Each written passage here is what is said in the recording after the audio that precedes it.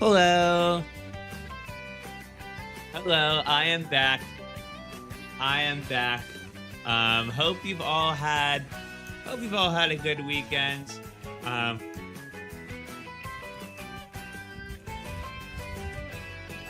I have today's been a little iffy,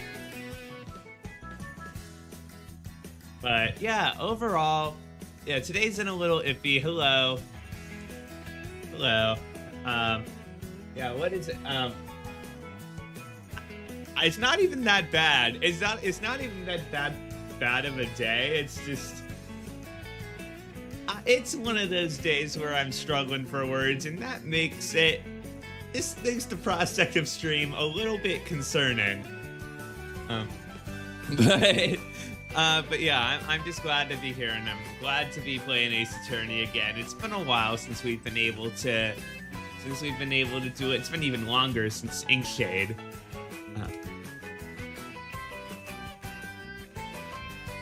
But yeah, we're gonna be doing Great Ace Attorney Chronicles. We're at Case 3 today.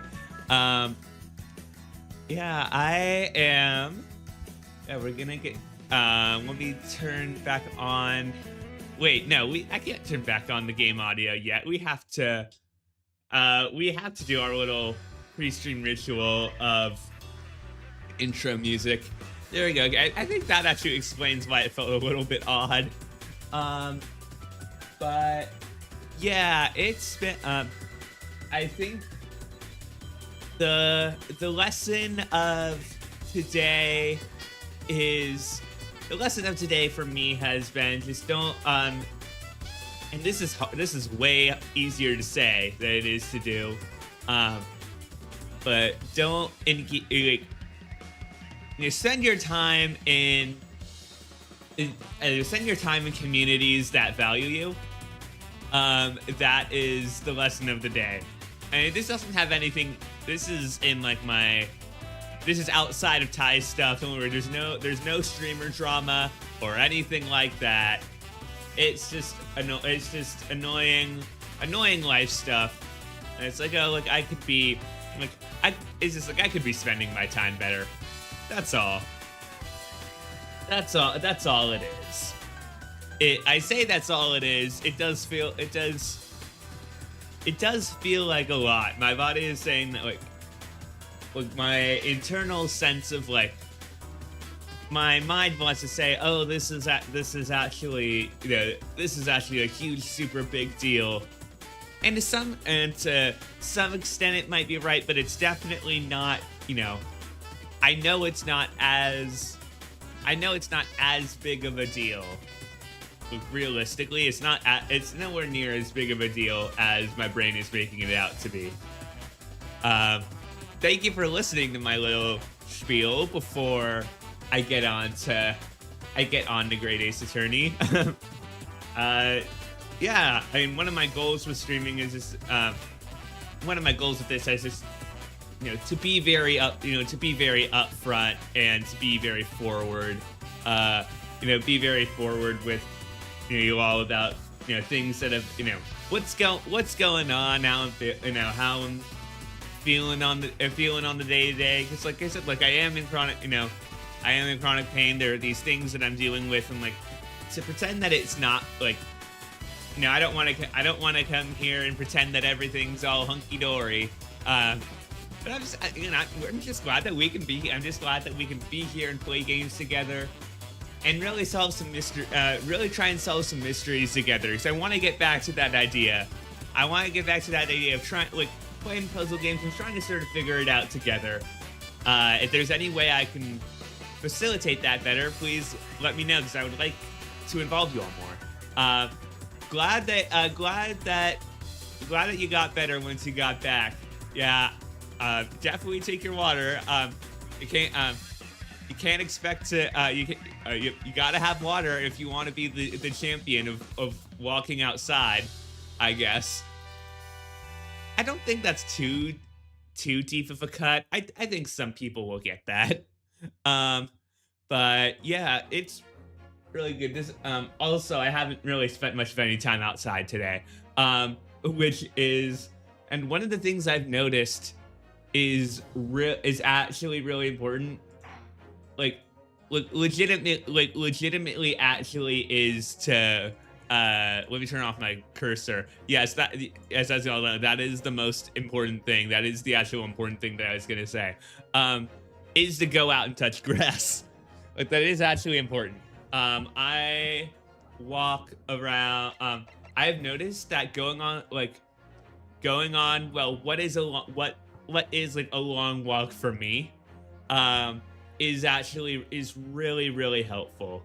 But it has to be honestly, I don't really notice it until Adventure of the Runaway Room. I don't Okay, we'll talk more after a cutscene. The Adventure of the Runaway Room. Oh, looks like we're gonna be in London for this one. Of the late last century, I am faced by the events of a certain bitter winter. This is Sholmes, I'm guessing. A murder in a carriage as it sped through dense London fog in the dead of night. We're already feeling back to Were the only ones inside. Leighton versus Wright. Witnesses to the crime itself. Okay, like from outside? None could have imagined at the time that such a seemingly obvious case as this would end in such a horrendous manner. Oh boy, okay. My friend, Mr. Herlock Sholmes, once said of the Is this Dr. John? I believe that perhaps that case was indeed the prelude. Ooh, okay. Of a long concerto that impressive Japanese student and I were to play together. Ooh, okay. Okay, so very interesting. I like having like in these sorts of games, like having cases that we know aren't gonna end well. Is this really just a railway station? No, you idiot. There's a magic wall or something. Look, it's been And look at all this. it's been like a decade or something since, well, you know what. This country is incredible.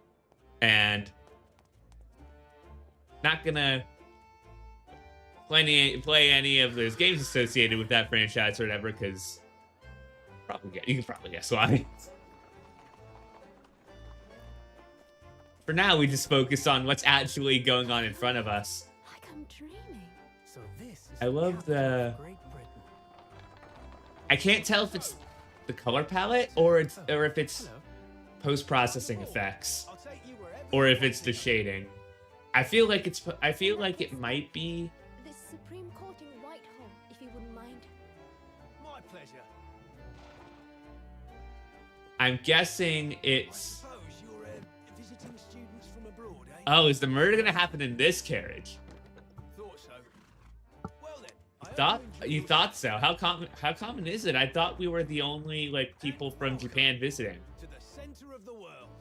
Great Britain's mighty capital. Oh, that's St. Peter's, probably St. Peter's Basilica. I don't know what that building is. Is that the Eiffel Tower? I mean, obviously it's not, but can you see you can see the Eiffel Tower from here? It's just down the road. Also, is this Supreme Court literally inside of the clock that makes up Big Ben? I'm not gonna make that mistake. I'm not gonna do it. I almost did, but I'm not gonna do it. Well, but this is very cool.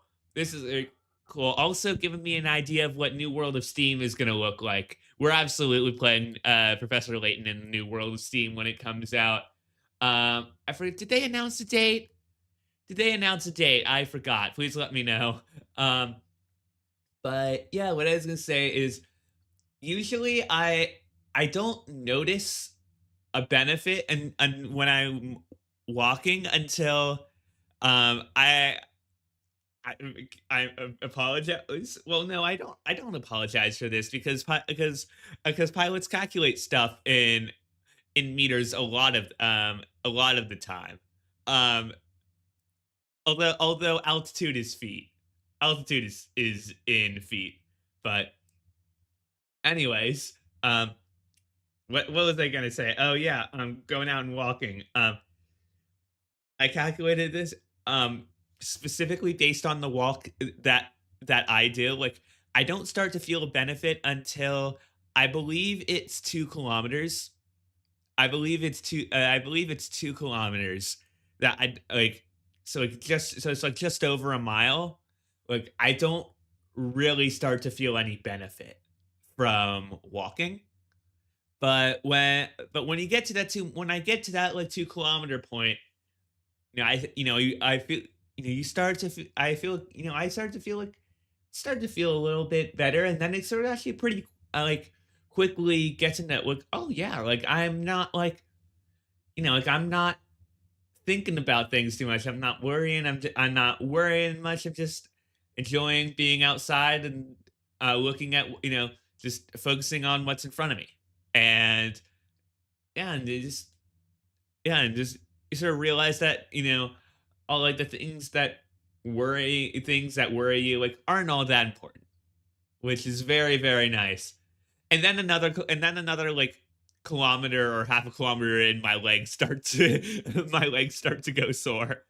And they're like, can we just please be done? um it's a little over, I'm not sure, it's somewhere between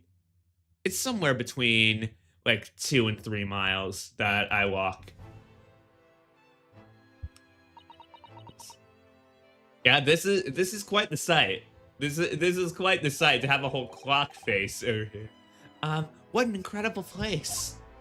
Where- It's so imposing. It's almost suffocating. This place is breathtaking. It looks like a fortress. Ooh, oh wow, this artwork was wider screen than I thought. There are some stone buildings like this in Japan now, of course. Oh, stone construction. Blech, okay. Yeah, also very fire resistant. The return is always going to be slower and less fun. Yeah, that is why also encourage I also encourage walking in a loop if possible. I'm lucky that this walk is one.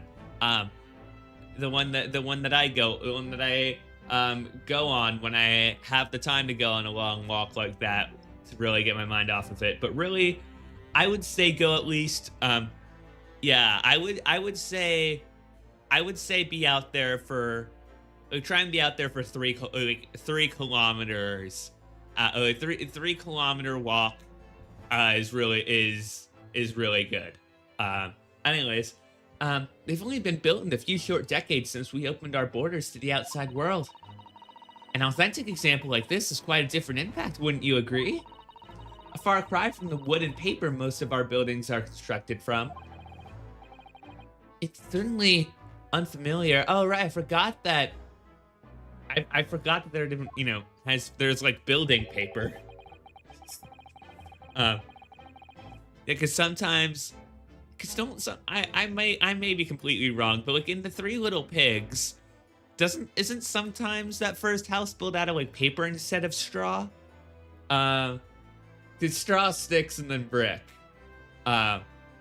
Anyways, but I think there's more to the differences than just construction materials. Yeah, there are these. Yeah, it's steam. It's the new world.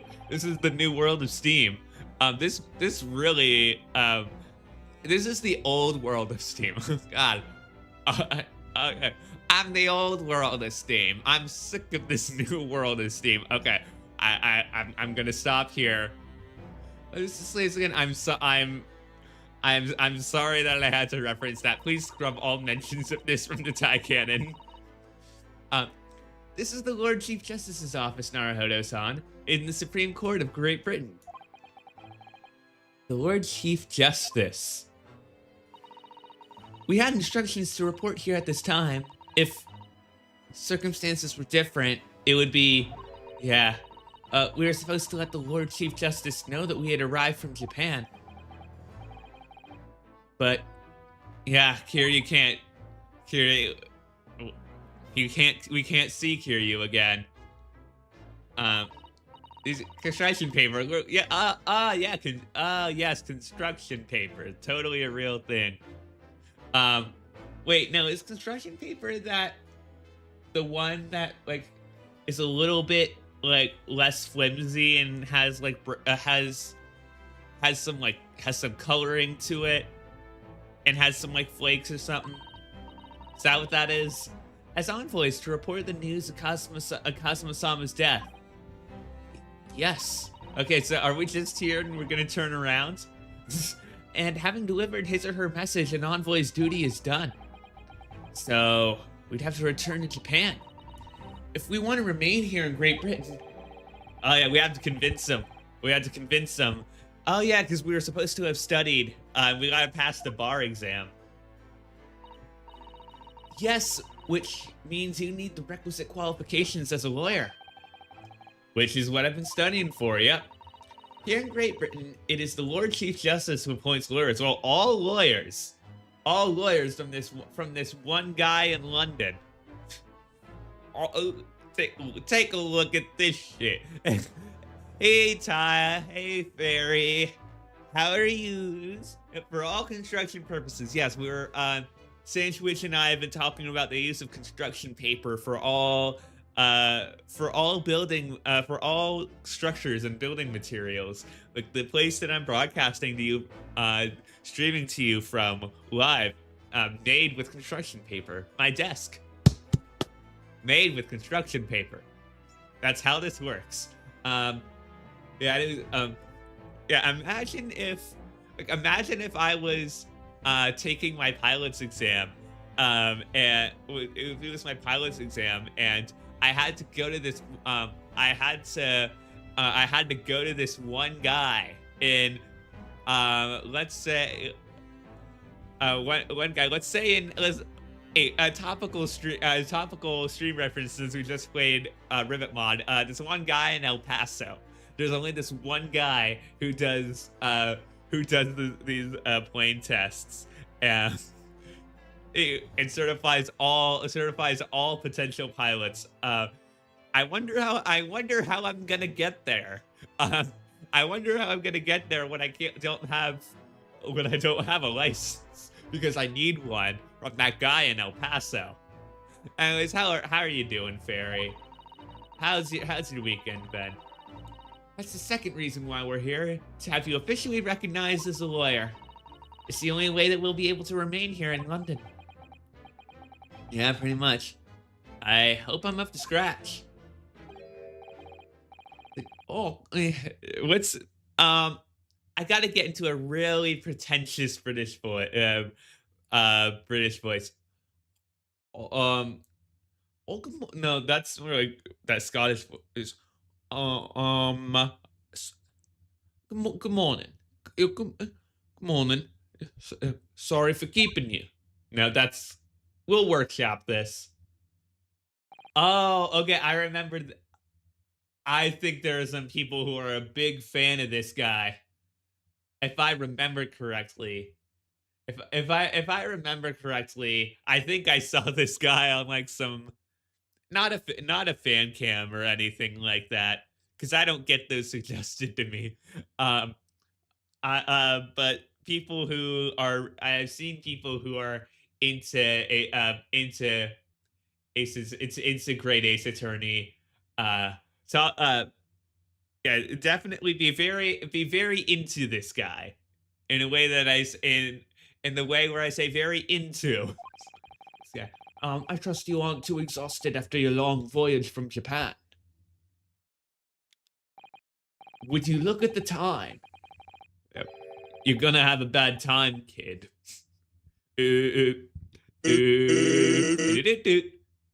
Seems I'm 1 hour, 12 minutes, and 47 seconds late. My apologies. That does not cut it in Britain. That does not cut it.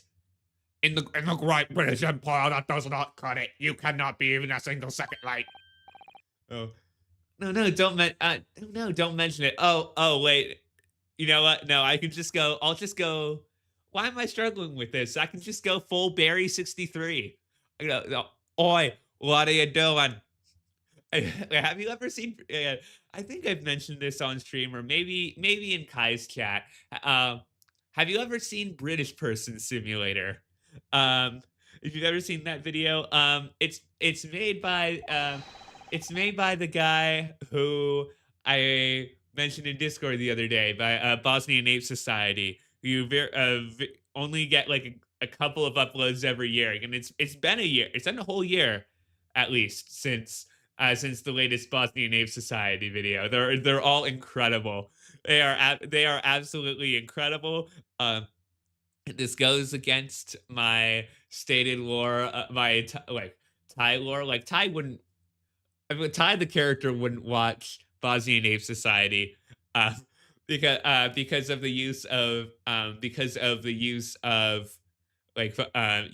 stuff like fighter planes for like humor and stuff like that. But it's very Bosnian Ape Society is very funny. And there's this one video called British Person Simulator that it's like if you've ever played Control, the video game Control, or know that, it's like that, except instead of being trapped in this Federal Bureau of Control, this liminal space. The liminal space is instead you're just living in Northampton, and you're going to shop at Sainsbury's. It's a very good video. Oh, oi, oi, what do you think you're doing? That's my vocal stim for, not vocal stim, but my reminder line for Barry. How fortunate. I hear also that snap of the fingers. Now I can already see why people like him. Strong heart. Oh boy. Okay. Yeah, I can see now. So introductions. I am Mal Strongheart, Lord Chief Justice of the British Empire. I feel like a little mouse in your elephants. Okay. I see. I see where the attraction comes from now. I'm not sure if it's the writers or the translators. They're really amping it up here. Come on, Mr. Naruhodo, don't be a mouse. I'm prepped. I am the mouse. It's an honor to meet you, Lord Chief Justice Strongheart. I'm Ryunosuke Naruhodo from the Empire of Japan. Well, Mr. Naruhodo. Welcome to London, the capital of our glorious British Empire. Okay, I'm already getting, like, final boss vibes from you. Thank you. I have yet to finish. I have yet to finish. What's it called? Metaphor. I haven't played Metaphor since around November. But this reminds me of the scene that I will just say. I'll just call it like the gate crashing party, or whatever that turn of phrase is. Okay, well, London. Hold on, sorry. There we go. I needed to clear my throat. Just all good. So, what are your impressions of our capital so far? How do you like London? Oh, well, I've never been so nervous since I got here. I can't remember a single thing about the city. It's simply splendid, isn't it, Mr. Naruhodo? Oh. We had a wonderful view of some of London's streets from the carriage on the way here from the station. Everything is so impressive and grand. I must say I'm almost lost for words. Okay. Okay, that's fun. That's some really fun writing there. Going the other shit. I'm glad to hear you like it. The city boasts tramways, piped water and gas, even cables supplying electricity. I'm not sure how much this is the guy realizing that we can't really remember things about London and trying to help us, or how much of it is just ego, just classic British ego, or both. We spearhead every revolutionary new technology in the world. Every visitor to London is astounded. Oh, never mind. I think I know which one it is now. Oh yes, astounded is the word. There, I'm trying to create more to actually create some clips. Thanks for saving me there, Susato-san. So you might see you might see that pop up.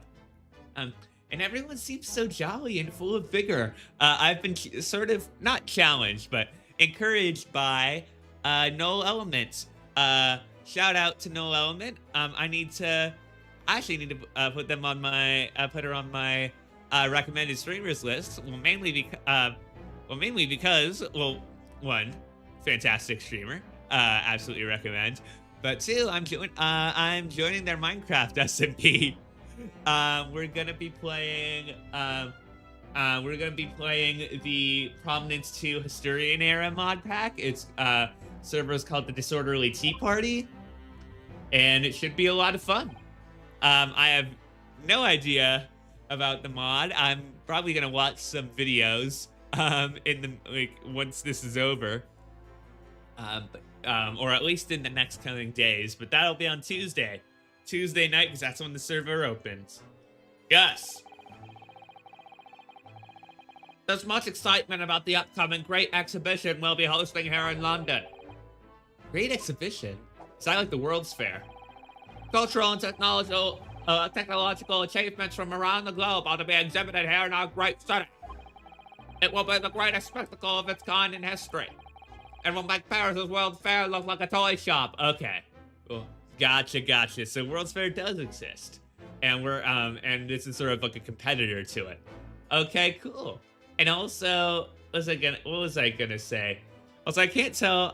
This British accent might not be right. The Barry 63 accent might not be right at all, because again, the Boston Name Society video was Northampton, and I'm not sure. That's in the north, and I know that there is definitely like a north-south cultural divide in England. Gosh, I can hardly imagine how magnificent it's gonna be. Also, I wonder why the justice system is interested in it. Great Britain's capital city is nothing but magnificent. London is the center of the modern world.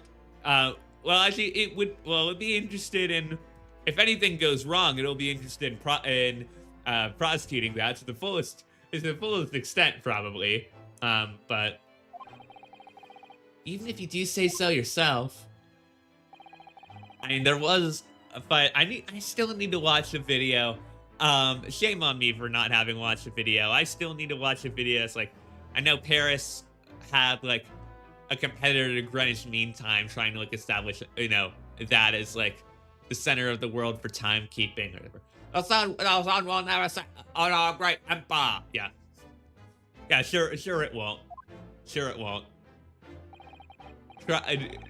the 21st century, dumbass. Perhaps despite that in these progressive times, we welcome visitors from the land of the rising sun, because we love the sun so much. There is no heavenly body greater than the sun, and aircraft are at the service because you're getting too. It's like Icarus. I don't fucking know. I feel like I'm insulting somebody. I'm so sorry. Lord Chief Justice, I think you were expecting a student of law for this study tour, weren't you? Absolutely. I'm Mr. Kazuma Asogi, if my memory serves. Can we be Mr. Kazuma Asogi? Can we be Mr. Kazuma Kiryu-chan? Wasn't there, what was the game? It was like a game or a show. It was like, whatever the gaslighting one was. Wasn't there a game that's like, there's something like this where, you took somebody's spot and took on their identity, pretended to be that guy? Not in like a Hitman Agent 47 way, but something like that. That's right. The British government has already been telegraphed the full report on the situation. I understand the young man lost his life aboard the steamship bound for our shores. That's amazing. The news reached him before we even arrived. Yeah, that is That is technological advancement for you. My country naturally extends its deepest condolences to yours. Oh, thank you. And you ordered this appointment specifically to inform me of the news? Yes. We are here in the capacity of envoys from Japan to report sad news in person. Oh, and also one other thing. Did I tell me you Japanese? That's okay. Unfortunate that it's, again, using the you plus demonym, but people protocol and courtesy, and I say it's true, and it's with some regret that I must inform you. But the death of the young lawyer means that study tour arrangement can no longer proceed. If you would just hear us out, Lord Strongheart.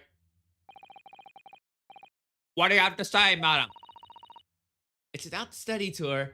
I'm actually, for how egotistical he is turning out to be, and how patriarchal of British Empire, I'm not impressed. I'm not like impressed that he called her madam. Because we shouldn't be impressed with, you know, basic human dignity. But I am a little bit surprised. Mr. Naruhodo here would like to make a proposal. What, hey now? What, Mr. Naruhodo? This is it then. The moment of truth. Continuing the study tour. If this doesn't happen, the game is over. The thing is, Lord Justice, Lord Strongheart, I was wondering if you would consider allowing the study tour to go ahead. Don't misunderstand me. Britain ideally would like to see the tour go ahead. But without a lawyer from your country, there's nothing to be done. Well, in that case, what if there's someone else? Another lawyer from Japan, I mean.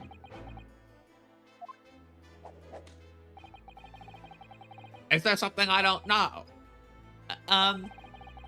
Only a single lawyer was invited to Great Britain from your country. And that was Mr. Asogi. At least, that is what I've been led to understand. Well, the thing is, this really isn't going well at all. I just can't seem to find the right words to say this man. Mr. Naruhodo, I could ruin things here if I'm not careful. What am I gonna say? Someone else, it's... no one! It's me. I can do it. Is that so?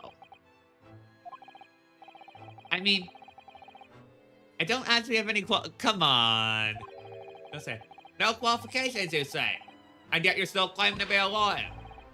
I have acted as a lawyer in court before. Only once as it happens. And I had Kazuma to help me, and I was the accused, but glossing over the details, and we gotta. I've been spending every spare moment on the journey here to Great Britain studying. I've learned all about British law and court proceedings while I was on board the SS Borea. The voyage from Japan is some 50 days, I believe. Not what you might call a full education. To become a qualified lawyer here in Britain, not only do you need a university degree in law, you must also complete several years of training. I realize it's far too short a period of time, but I can't just go back to Japan. Kazuma, Mr. Kiryu's journey had only just begun. Coming here in the study tour was all he thought about. I have to carry on and do everything he planned to do. I know it must sound like I have an overly inflated opinion of myself. But I would do anything to prove I have what it takes. Any test you care to set me. Just one chance. That's all I'm asking for. Please. 31 seconds. Sorry? Your opening statement, Mr. Naruhodo, it was 31 seconds long. Not too brief, not too protracted. A perfectly judged appeal, I would say. Which is a scale that would stand you in good stead as a lawyer. Oh, thanks. So you're willing to put those words to trial, are you? I'm all for entertainment. Huh? Well, let me ask you one thing first. Sir. Yes? You say you intend to do everything Mr. Asogi planned to do. Are you firmly set on that path? Well, yes, that's my intention. Oh, does he know something we don't? He said that because Mr. Asogi, Mr. Kiryu-chan, he said that he had to go to Japan for a reason. Sorry, go to Britain for a reason. That didn't include law, so I say. I'm imagining things.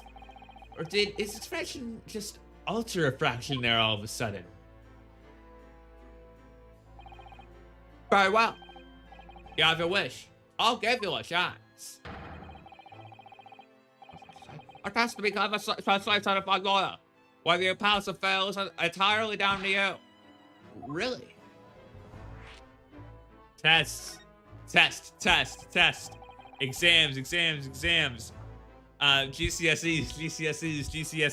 I'm not sure if that's what they're called. So, what form will the test take exactly? Tell me, Mr. Naruhodo, what do you consider the role of the lawyer to be? Well, defending people, of course. Well said. So, let's have you defend someone. Oh boy. Once again, Ryunosuke Naruhodo is set up for failure. Or really, really it's once again an Ace Attorney protagonist set up for failure. And or Maya Fey. But Maya Fey hasn't been born yet. The timing's perfect, in fact. There's an app trial about to begin later today. Okay, you're not giving us any time at all. No advocate's been appointed for the defense as of yet, so this will be welcome news. Today? Straight away? If you manage to secure a verdict of not guilty, you'll have passed my test. What could be simpler? How do I get myself into these situations? Well, can I ask, what sort of trial is it, Lord Strongheart? I mean, it has to be a murder trial because there aren't any others in the Ace Attorney universe, except for Case 2, but that wasn't a trial. Woo. Yeah, good question. I remember. It's a murder trial, yeah, because of course it is. It's an Ace Attorney game. What the fuck do you expect? Murder? An extremely simple case, I understand. You really can't lose. Okay. Now you're just fucking with us. It's easy to say. What I should mention, just in case. If the defendant is found guilty, it will of course be sentenced to capital punishment. Is this the whole death by association thing that was in Kurain in Game 6? That's not too much of a spoiler because that's not a spoiler. I was worried it was a spoiler for a second, but then it's like, no, that's just the way that Game 6 works. It's like it's a different country, so doesn't affect things too much.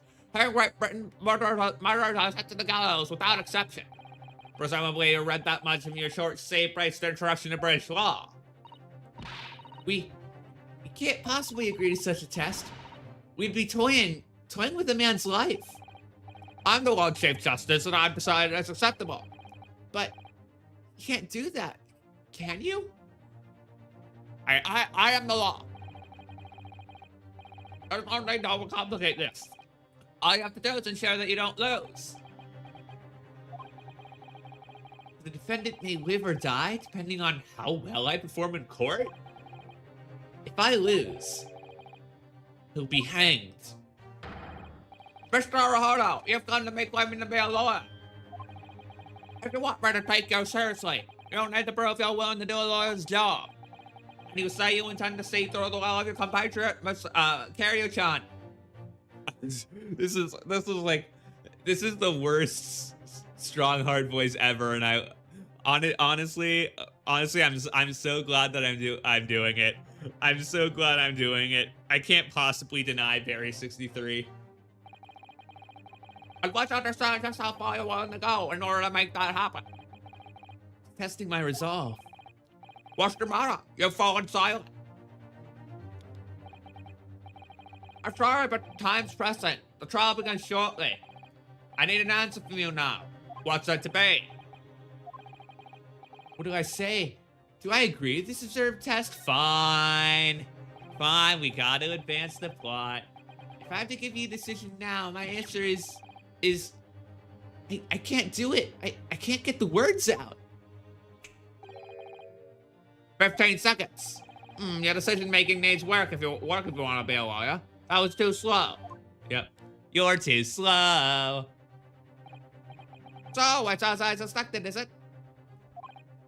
Sorry?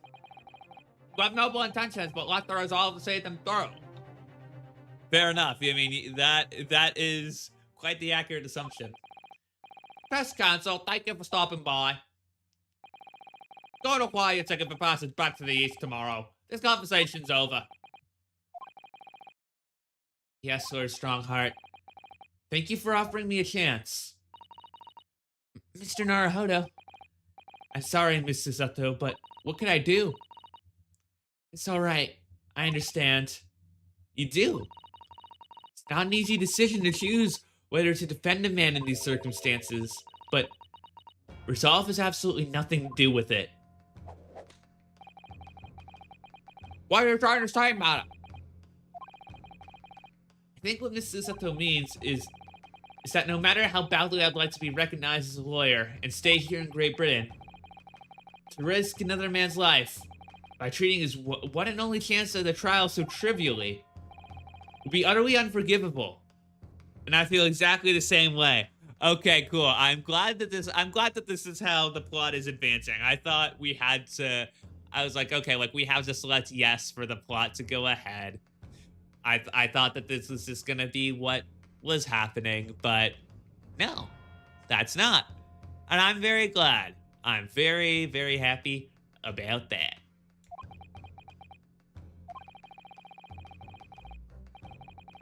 I'm sure the defendant won't see this trial as a test, as some kind of experiment. Yeah, it'll be his life on the line. A lawyer may fight for his clients in court day after day, but for each one of those clients, the particular day they stand in the dock may be the only chance they have to fight to prove their innocence.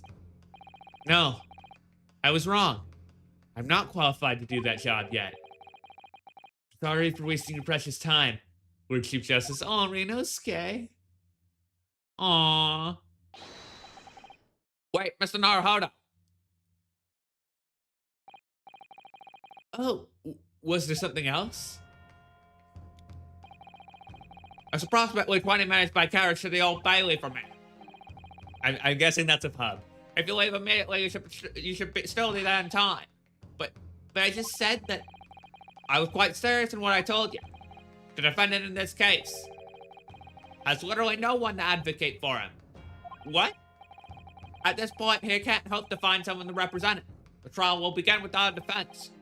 And if that happens, there's only one possible outcome.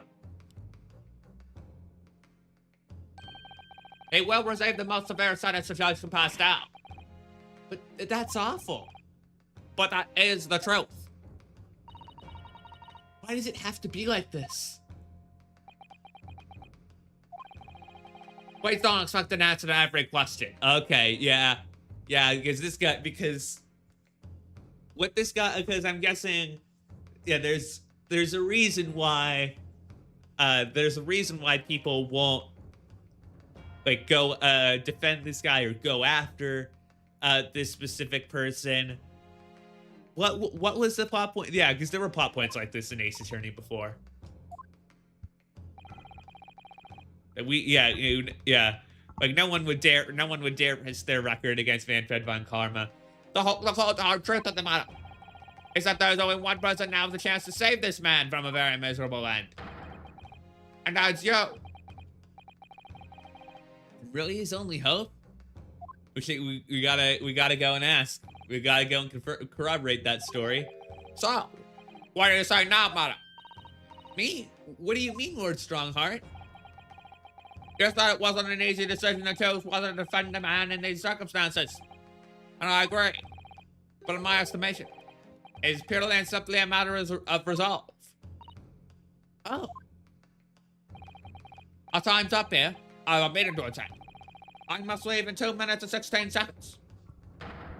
So, venture into our great city and enjoy yourselves.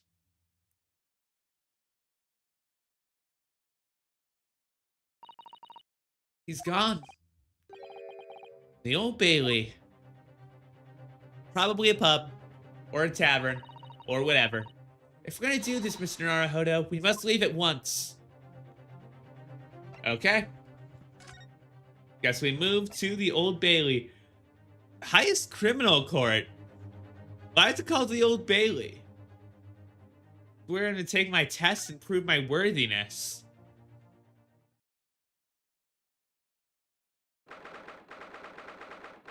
The Old Bailey Pub and Courthouse. Defendant's antechamber. Oh, thank goodness we're in time. There's still 15 minutes until the trial begins. I never knew a horse-drawn carriage could go so fast. I thought my teeth were gonna rattle loose. Did you hear what I said to the driver when we climbed aboard? Get us to our destination in 5 minutes, driver, and there's a guinea in it for you. It's one of my favorite lines from the Sherlock Holmes stories, and it worked quite perfectly. I'm not quite sure why you're so pleased. I thought we were gonna die, and we had to pay gold for the privilege. Well, at least we arrived here before the trial started. Yes, I suppose there's that. I mean, yeah, we do need all the time we can get to try and figure out what this case is. Anyway, I don't understand it. The court clerk said the defendant should be here, but there's no sign of him at all.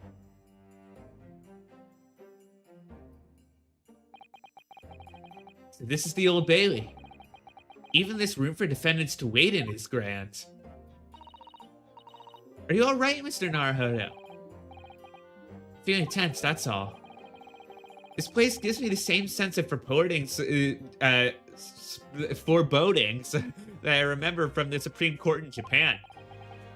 An oppressive air, almost as if the building itself is going to crush whoever's about to be sentenced.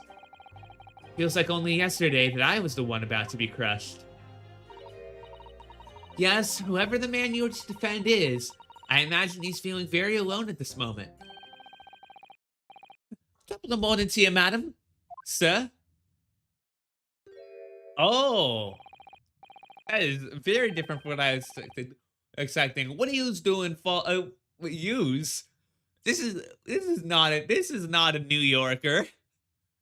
Maybe you are. Maybe you're an American in London.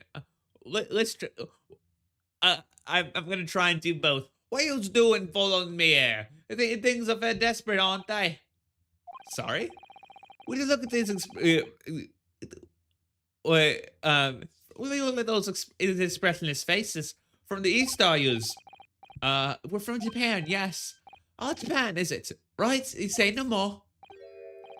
So, how much do yous need? No, we're just here because... No need to explain, fella. I've been there myself, so I have. No place to go, nothing to eat, barely a penny to your name, and all on a strange, faraway land. Well, actually, we haven't found a place to stay yet, no. This grass is grand. Let me start by giving you 1,000 guineas. Say nothing now. 1,000 guineas? Please, Susato, you don't have to shout. 1,000 guineas is enough to build an entire mansion in the most prestigious area of Tokyo. What? It's nothing to me at all. I'd like to ensure I have sufficient funds to weather a rainy day, you see. I have enough wealth to buy the city of London 2 or 3 times over.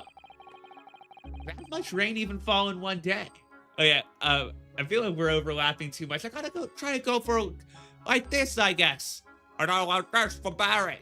For Lord Barry Strongheart. Wait, if I go in the court record,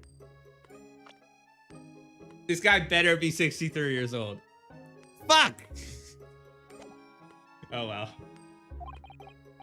Well, even so, we couldn't possibly accept such a large sum of money. Ah! That hit me in the eye! Don't get me wrong, fella. I'm not giving to you no strings attached. I'll be wanting you to do something. Yeah, we're going Scottish. I'll be wanting you to do something for me. To be honest, it's just a little embarrassing. Trial's about to begin, you say? Well, a little Scottish or a little Irish, I don't know. It's for me good self here. I'll be in the dock. So now what I want you to do. Come along with me. Stand there beside me. Officially, you'd be my lawyer, but that's this little detail. Oh, well, the thing is, don't worry about a thing. All you have to do is stand up there next to me. Nothing more. Otherwise, see, trial's gonna start without me having any kind of representation at all. So it was true. Yep, this is the guy. This is indeed the guy. Now, the big question is, if this guy really can buy London 2 or 3 times over, why in the world can't he hire a defense attorney? There are a couple possibilities I can think of. One is that he's just pissed everybody off. But when has that ever stopped? When is that ever stopped an aristocrat before? Second is probably just whatever this guy was accused of doing. Third, he's going up against an even wealthier, even more rich guy. Or I guess sort of what I'm feeling, yeah, maybe this guy is kind of maybe this guy is kind of like a huckster, a little trickster, like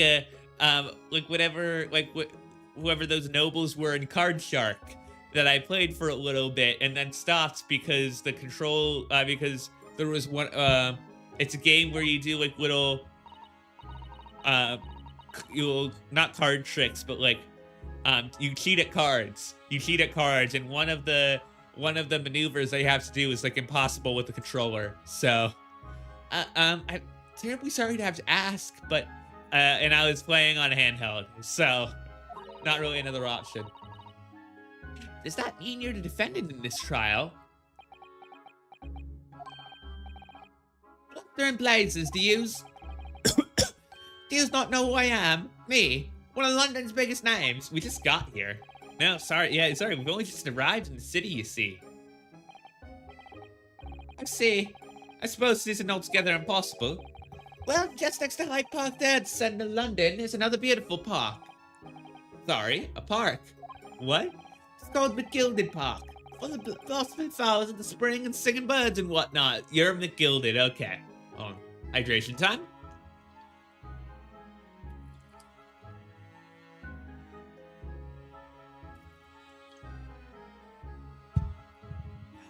Okay. Here we go. I have had my water, and we are back with this Robert Moses character. I donated it to the city, so I did. An entire park in central London. City of Smiles, that's my vision for London. Okay, so it's probably, I just looked up a map of London. It's probably either Holland Park or probably more likely just, wait, no, the Green Park is like right by Buckingham Palace. So I'm guessing it's just, it could be like Prince's Gate Gardens, Ennismore Gardens, maybe Holland Park. That's what I'm guessing. That's what I'm guessing it is. That's amazing. I mean, really extraordinary. I think I missed a line. There's nothing oh, you missed your name. There's nothing Magnus the Gilded wouldn't do for the city and its square old people. But also myself. Probably. But now they've the gall to say I'm a good-for-nothing criminal. Me, Magnus the Gilded. What is the matter with the London police, I asked you? All right, don't pass out. Mr. Naruhodo, perhaps now would be a good time to introduce ourselves while the gentleman catches his breath. Good idea.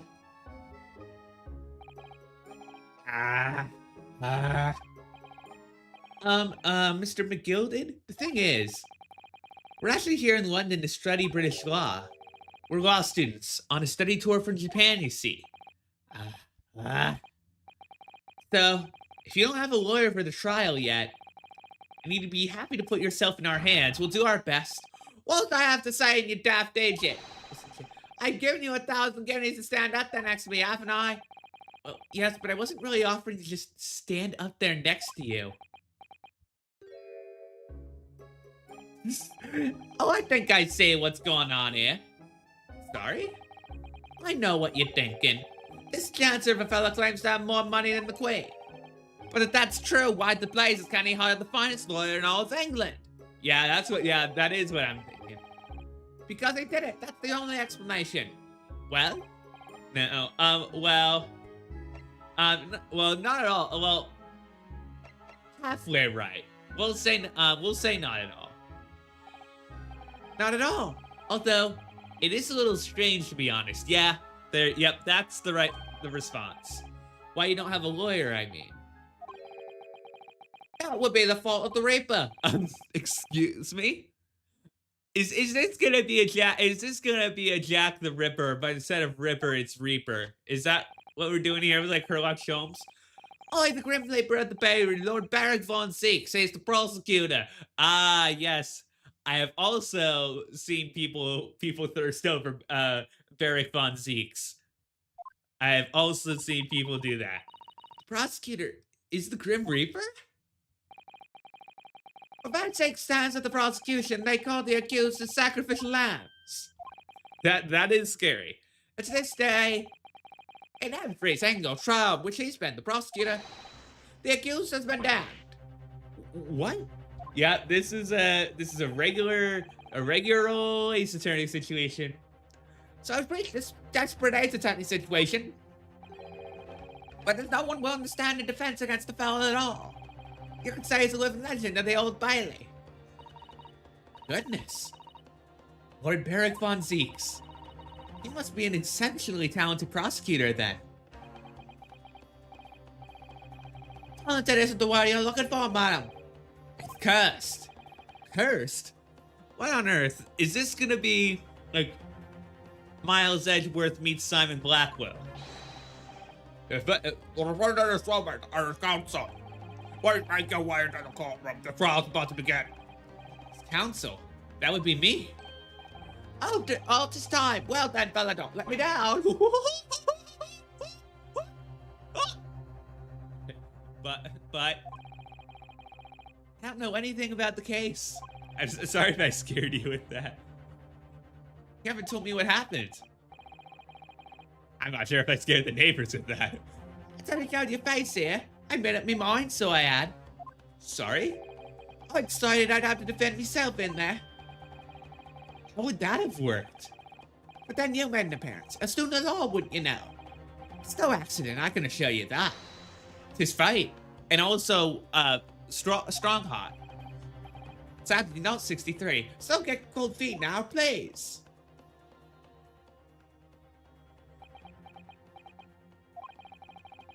I literally know nothing about the case.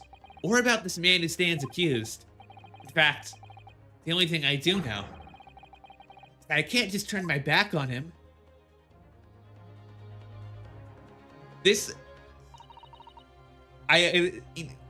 What I'm thinking about here is if Ryunosuke does lose here, which he won't, it's an Ace Attorney plot, but I would feel really bad because the newspapers would probably denigrate I feel like people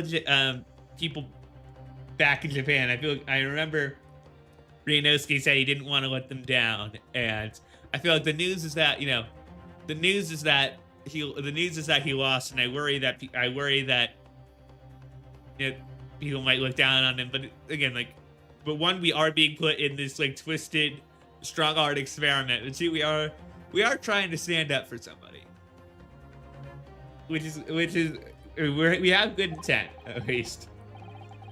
Man is no one. Will have to stand alone in that courtroom, armed with nothing to defend himself.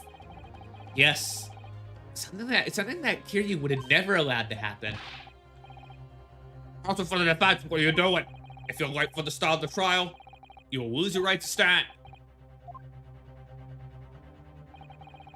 I'll be right there. It's happening then. First trial in a British court. I hope you're watching over me, Kiryu, because I have no idea how I'm gonna manage this. And we'll be right back. I'm gonna go on a break. It'll be probably just like 5 minutes, maybe even shorter. We'll be right back. Bye.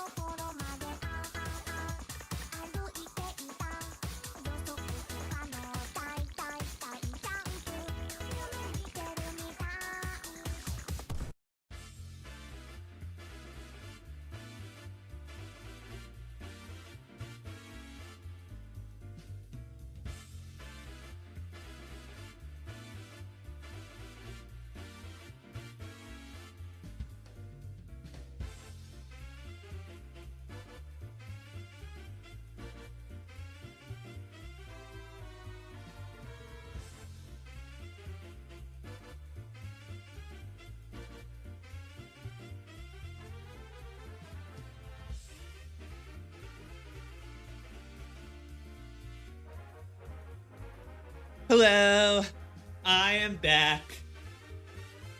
How are you all doing? Hope you enjoyed the break. I am feeling much more refreshed. I just had to do. That's what I had to do. I'm so stupid. Anyways, let's play some Ace Attorney. Loading screen. Also, I've come to the sad realization. I've come to the sad realization that this courtroom is already amazing. Even though I'm not the biggest fan of like Gothic cathedral style. I'm not the biggest fan of it personally. I've been in some. They are like the construction on them is is amazing, and I learned the terms. I forget what the actual terms are. Ballast isn't the right thing, but they are amazing. Like they are like incredible feats of architecture. They're just not my style. Anyways, 18th February, 10 a.m. the Old Bailey courtroom. Ooh. Oh, is this a jury? Or are those the witnesses? So this is the highest court in Great Britain, the Old Bailey. The centuries of history in this place is palpable, isn't it? It's so different to the Supreme Court in Japan. It feels so both imposing and serene at the same time. The atmosphere almost makes words redundant. Whatever the country, determining a person's guilt or innocence is always a solemn affair. That is true. That is very true. Also, going back to that, going back on the topic of solemn affair, going back to what I was saying earlier, I was gonna say I feel sad about stuff like management games, at least on stream. I feel like I'm really bad at streaming them, they don't work well with my style of streaming, which is such a shame. Because I forgot about the takedowns, and the squashes. Anyways, I was going, hey Noel, how are ya?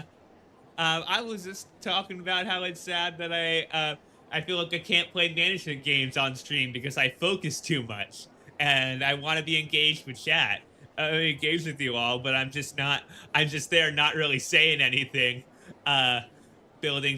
doing like airport CEO, building an airport stuff. I'm just so focused. Hi, I mentioned you earlier, Noah. We're gonna be doing the Disorderly Tea Party SMP. It's gonna be really fun. Also, let me give you a shout out real quick. Yeah, absolutely. Shout out Noah. Absolutely give Noah a follow. I need to get together a list of everybody who's gonna be in the SMP so that I can make a command for it. You know, you can have have like exclamation point SMP, and then you can see the list of everybody who's playing, so that you can go check them out, give them follows and everything. But yeah, we're playing the Great Ace Attorney. We're in case number 3. We have gone to Japan, and so from Japan to Great Britain, and we are defending Mr.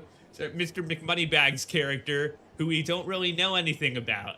I don't know anything about this case, so we're here to find out, and this is our trial for if we are able to get like our attorney's badge in Britain.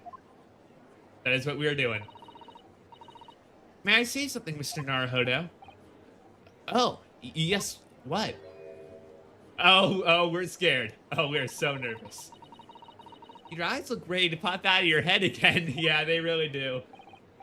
Oh, look! Oh, that animation! Oh, look at that animation between poses, him slumping over.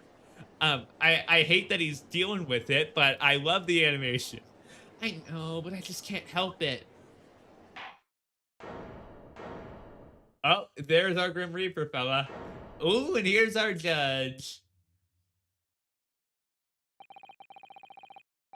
In the name of Her Majesty the Queen, I hereby declare this court to be in session. Also, this is impressive because like this is not like this is clearly not a wig. At least the beard's not a wig. Isn't it? I know a lot of people wore those in that time. This guy might be wearing one here. We are here today to determine the guilt or innocence of Mr. Magnus McGilded. I now call upon the counsels to the prosecution and defense to declare their willingness to proceed. Can't see this guy's eyes. This guy's a vampire. This guy's absolutely gonna be a vampire. The prosecution is fully prepared.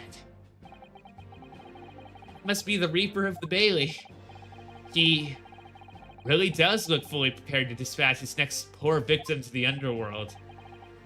Counsel for the defense, you appear to be Eastern. Do you speak English? Huh?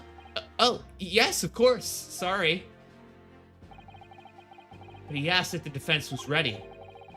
Couldn't be further from ready if I tried. There you are. Yeah. No red eyes. Those eyes please me. Nipponese. They shroud your fear, your doubt, your trepidation. They run wild. Cling to some phantom notion of courage. The quintessential look of a sacrificial lamb. Okay, you really are leaning into your reputation. A cold shiver just ran down my spine all the way to the tips of my toes. Now, Mr. McGilded. Yes, my lord. You stand accused of murder, a capital offense. You could be sent to the gallows if found guilty. Are you quite sure you wish to entrust your defense to this foreigner? As I've always said, my lord, 'tis a grand thing to give opportunities to the young. Even if the fellow's student from some little island off in the Far East. Is it not the British way to ignore the dangers to yourself and give those less fortunate a fair chance? No comment. I'd like to think that acts of chivalry do the great British Empire proud. Listen to Mr. McGilded. What a fine gentleman London has in him.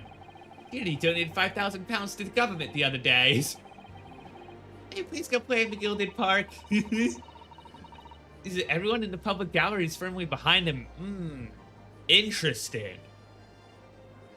So there, again, we do know, and we know from the introduction that this case, there's something about this that does not end well. So we'll have to see. We'll have to see what that is. Also, wait, PNGtuber. I think I'm a little bit down on this screen because I realized my little, what's it? Yeah, but look, I had it set so that you can see my little like blue. Yeah, because if I move myself up here, yeah, you see it cut off. Yeah, I have my little like thing like this. Yeah, okay, that's better. This is what it's supposed to be, I think. And I've just been very far down the other stream, so I had to move it a little bit. I think I was testing some things out. Oh, no.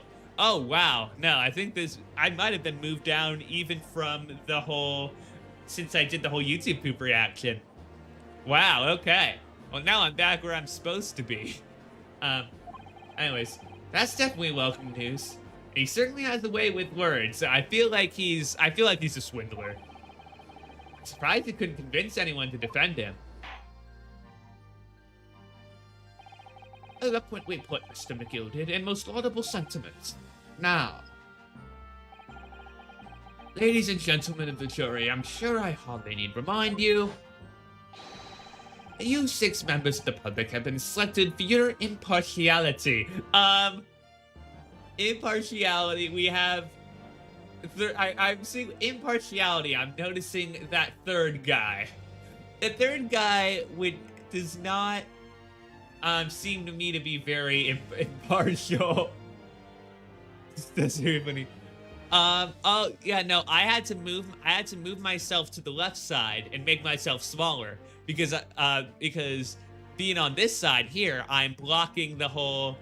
I'm blocking the names because the names are in the bottom right hand corner.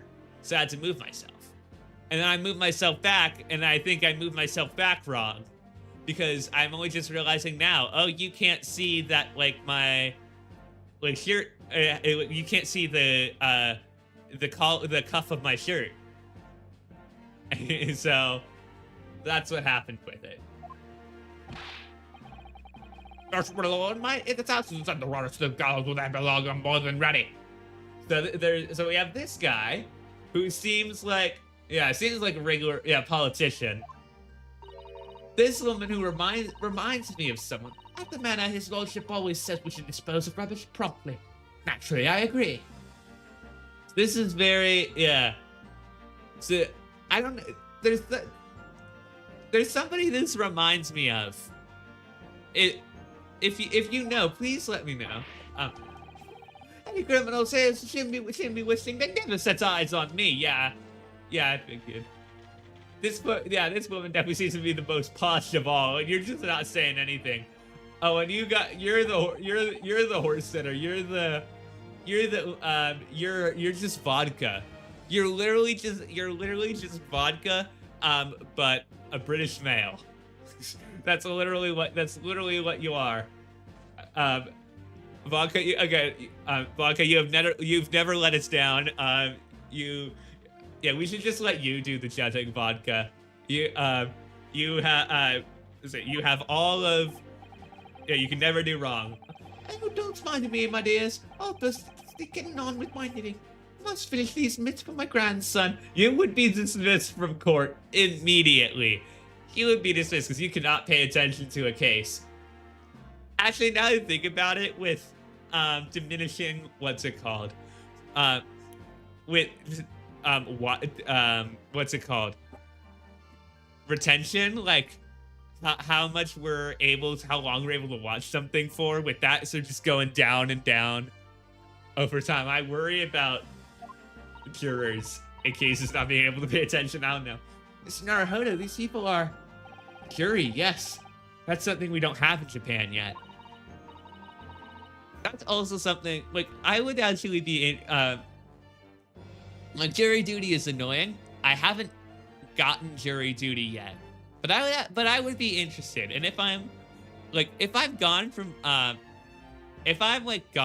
stream for a while, that's probably, like, that might be one of the reasons why. Like, if I'm gone from stream and can't explain, that's one of the reasons. That would probably be why. Which is funny. I've only ever read about it, and but here in Great Britain, the court's final verdict depends on the opinions of these 6 jurors. The judge passes sentence according to the law, but these jurors determine guilt based on common sense. So the defendant is ultimately judged from 2 completely different points of view. But how exactly did the jurors give their verdict? That I don't know, but here it will become clear as the trial progresses. Yes. Yes, sir. Prosecutor Van Zeeks. My lord. I can do it really. It is my lord. My lord. What must I do? Must I bite these people? I gotta, we are a vampire. We should ask Rennie. Ask Rennie how, I think Rennie's online. Maybe we raid Rennie, Rennie and ask her opinions of Baron Von Zeeks. It's been a number of years since we've seen you here in the courtroom. I thought you'd renounced your fame. I'm known as the Reaper of the Bailey, my lord. Infamy rather than fame, I would say. But yes, 5 years had passed since I last spread my wings in this capacity. So, what brings you back? Is there some change in circumstance of which the court should be aware? I wonder if he specifically sent here to test us or something. I leave that to your imagination, my lord. The Reaper has been out of action for 5 years. Why did he have to choose today of all days to make a comeback? Don't lose heart, Mr. Naruhodo. As you wish, sir. The court nevertheless welcomes your return. Now then, opening statements, I think. A summary of the case, if you please. Certainly, my lord. As your lordship is aware, this is a case of overwhelming simplicity. We must be the only ones in here who aren't aware. The incident took place in the late evening, 3 days past. The hour was some minutes after 10. The victim was a maker of building bricks known in the community as a thrice-fired mason? I can see why you had the name, but like, seriously. That's an incredible name. Sorry, thrice? I assume Ryanosuke doesn't mean thrice means 3 times. He was a very accomplished craftsman. The bricks he fired were said to be almost indestructible. The victim's corpse was discovered in an omnibus in service on the streets of London at the time. A dagger that had been thrust into the victim's abdomen is believed to be the ultimate cause of death. Here is the autopsy report from the investigating medical officer at Scotland Yard. Thank you, counsel. I shall accept that and the photograph as evidence. Okay, cause of death as internal hemorrhaging as a result of a single stab wound to the abdomen. The knife in his abdomen is very clearly visible, but his face is partly obscured from view by an old crooked hat. And one further item of evidence. The prosecution wishes to submit these as well. And these are... Good lord, is that blood, counsel? Yes, my lord. Seized by a policeman who arrived at the scene. These gore-soaked gloves were taken from the hand of the accused when he was arrested. What? Mr. McGilden's gloves had blood on them. Oh yes, that's fine. No blood here. No siree. Yes, I will accept these as evidence as well. Okay, there's a blood stain on the right glove. I dearly hope you're left-handed. How did I get into this? I'm backed into a corner before I've even started. Continuing. According to the driver of the omnibus, there are only 2 passengers traveling inside his vehicle at the time. Only 2? Obviously, one of those passengers was the deceased brickmaker, Mr. Mason. The other was the accused, Magnus the Gilded. Oh, that pose. Oh, that pose, baby. Are we gonna get 6? Okay, only 3. Okay, the others just aren't paying attention. Okay, cool. So that's how this is. Rather damning circumstances, to say the least. Defendant, what say you? Well, of course, I have no recollection of such thing. Mr. McGilden. To be sure, I rode the omnibus that evening, but whenever I'm in a carriage, I'm taken with the fierce tiredness. I always succumb to it. You claiming to have been asleep? 'Tis the motion of the carriage, my lord. Reluctant, so it is. And when I opened my eyes again, 'twas a deathly sight before me. The body of a man I'd never laid eyes on before in my life. Now I ask you, what good-hearted soul wouldn't rush to help a fellow bleeding from his stomach? I wasn't about to stop worrying about me gloves now, was I? I reached out to give the man a hand. The blood got onto the gloves then, after the man had been killed. I'm thinking, is the test... Could the test possibly be that he is actually guilty and we have to accept that fact? We can't, we refuse to cover it up. Is that the real test here? Again, I feel like with big big British ego strongheart behind this case. Will probably not. I don't know. Also, Noel, if you're still here, I did manage to make a clip that I'm gonna publish probably Wednesday or something, so that I can have a log of like stuff from the SMP and things like that. Unfortunately, that statement of the drivers is only the beginning. What? That's not all of it. There were multiple witnesses to the precise moment at which the brickmaker was fatally stabbed. You just typing and typing and typing. Order. Ayo. Parliament reference. When the killing took place, only the victim and the accused were inside the carriage, and there were witnesses to the crime. This is not just a case of compelling evidence. It's the nail in the coffin for the accused.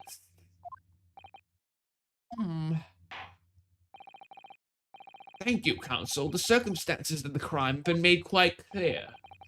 I think we'll hear testimony from these witnesses first of all. Your wish is my command. Whoa. Bailiff, bring the witnesses in at once. Oh boy, you're cold. You're like the ghost Christmas whatever. Witnesses, your name and occupations. My name is, well, everyone calls me Beppo.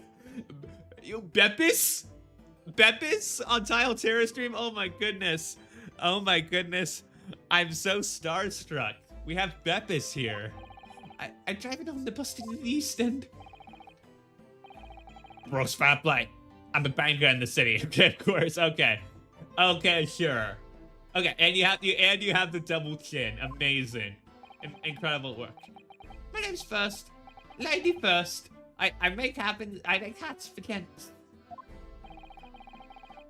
Let's begin by confirming the facts.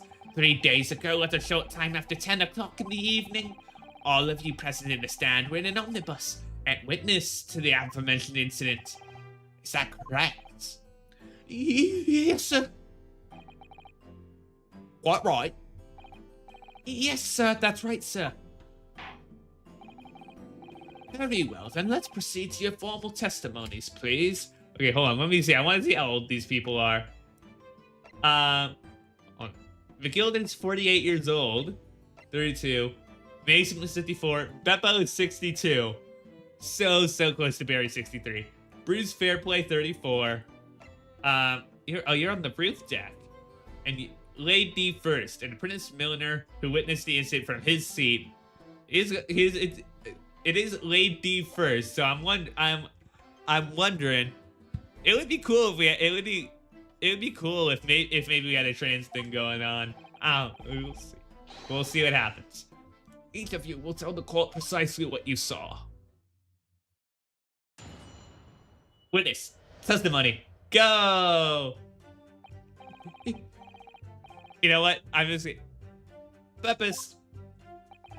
The victim and the man accused of killing them were sat next to each other inside the bus. Then out of the blue, the accused just reached over and plunged a knife right into his guts. I love this pose. I love this pose so much. I can't explain why, but I love it. That's right. He stabbed him. I screamed. I did. Couldn't help it. Beppis. Whoa. Oh, that's for the horse. Okay, cool. Unambiguous testimony, I must say. Exactly, my lord. These men witnessed the incident in the omnibus with their own eyes. I'd like to ask a question, if I may. Yes, counsel. Yes, counsel. Well, this testimony makes absolutely no sense to me whatsoever. Why not? Well, the incident took place inside a moving carriage, didn't it? As has been clearly stated from the outset, yes. Well, in that case, how could those two witnesses have possibly seen what happened?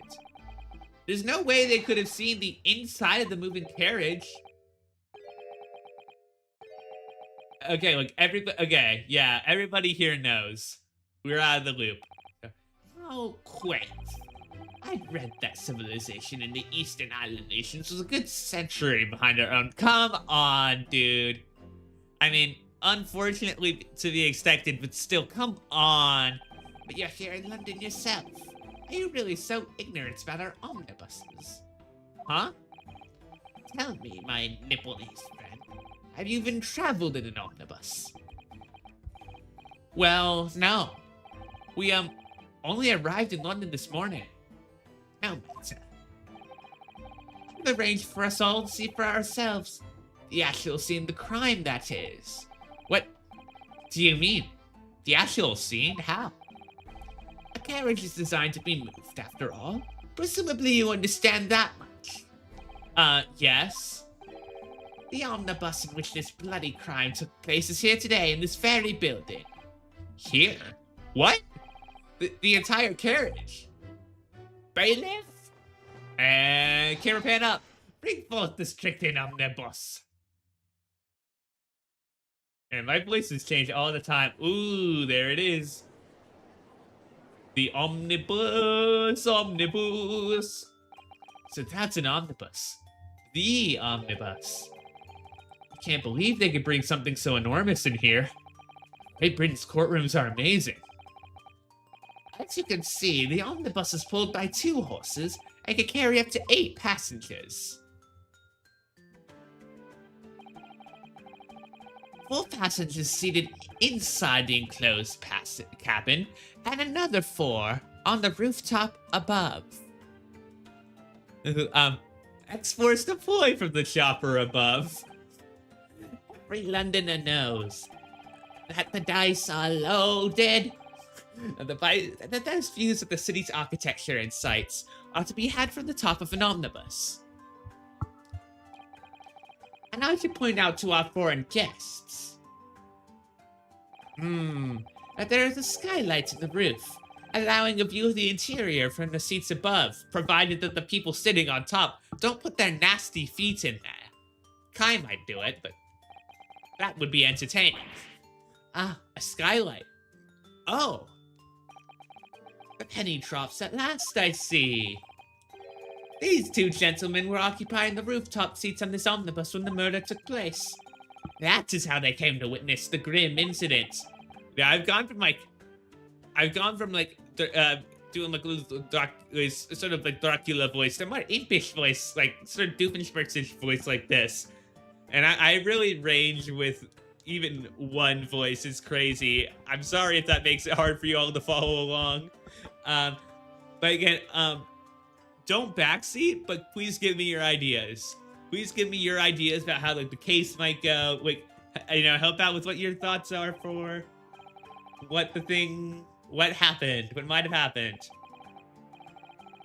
Well, Counsel, this is a first.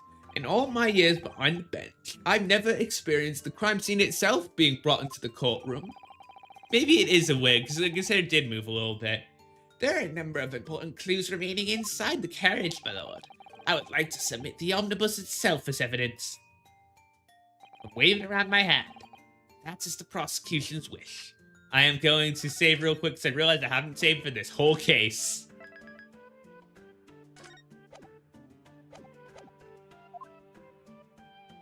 Okay, it is. Okay, so you're just trying to cover up the fact that you're bald. Okay. Hey, well, I see no reason why not. This omnibus is hereby formally accepted as evidence. The omnibus has been entered into the court record. Can't believe it. Oh, this is at the fight thing. Can't believe it. The entire crime scene entered as evidence? Yes, Great Britain is simply extraordinary. I can help myself a lot by giving that omnibus a thorough examination, seeing as it's here. Let us continue with proceedings then. Your cross-examination, counsel. Let's examine it. Let us take this opportunity. And, oh yeah, the horrible controls. Let's go. We go left. The Phoenix Wright omnibus. Incredible. In fucking incredible. I wonder what the lore behind this is. I wonder like I wonder what the lore is. This like I my guess is that it's like Mr. Phoenix and Mr. Phoenix and Mr. Right made this. It's like the name. It's like the name of a law firm where it have multiple people's last names. Um, but this it's instead for an omnibus. That's incredible. Thank you, Capcom. Um, London headmaster's office. Can't really look at much of anything down here, so I assume we're gonna have to go up. Okay, we can look at this. This is the roof deck of the omnibus. Oh, you must have a wonderful view of London streets from up here. People sit all the way up here on bitter winter nights with the cold air rushing past them, and they have to pay money to do so. Ugh, I can't imagine how cold it must feel. That just made me think of something horrible. Can you imagine being dragged around the city in the freezing cold as a punishment? Perhaps that is the real price you pay to stay out late. Okay. Can we look in the skylight, perhaps? You can certainly see inside the carriage through this opening, that's for sure. Yes, and there's a lamp in the enclosed cabin. So I'm sure the witnesses would have been able to see it quite clearly. It's not good for us. Doesn't look like it. Okay, now let's enter. Well, let's open the door and go inside, shall we? Ugh, scene of a murder. It's horrible. Okay, we are inside. There's the blood. Hooray. This Epic. I'm gonna clip this so Epic can answer this question. Epic, is this what it looks like when you're on an airplane? Is it, or when you're on a bus or anything? Is this what this looks like? Because I feel like we would have quite an increased turnaround time between airport stops if we do this, and I would like to avoid that if possible. Anyways, that scene would be clearly visible from the roof deck. Would you really stab someone in full view of the other passengers like that, I wonder?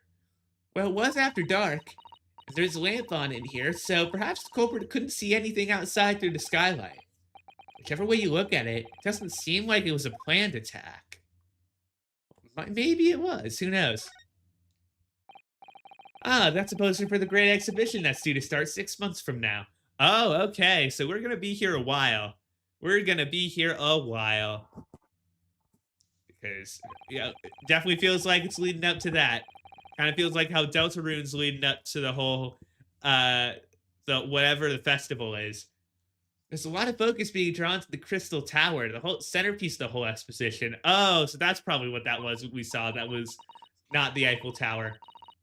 It's under construction already, I believe. People all over London must be fizzling with excitement at the prospect of such a grand event. Okay, hold on. Can we see? Okay. Anything new? It's quite a large skylight, isn't it? Yes, quite large enough to afford a good view into the cabin from the roof deck. There's going to be, if here would be a handle or catch of any description. So I suppose it can't be open from inside the cabin, at least. We didn't see anything on the outside to suggest that. Okay, that's probably the Crystal Tower, I'm guessing. Oh, there's a handle here. See, it has a handle. Oh, for stashing away your goods. Seems like all sorts of equipment that might be required to keep the omnibus running. Oh, okay. Feeding tubs, tools to repair wheels, blankets, horseshoeing tools, musume food, that good carrot hamburger steak. So it has a storage compartment for the coachman to keep his things, it seems. There doesn't seem to be any space for passengers to stow their luggage, that's for sure. Oh, okay. I don't imagine it would be very convenient for that purpose anyway. Okay.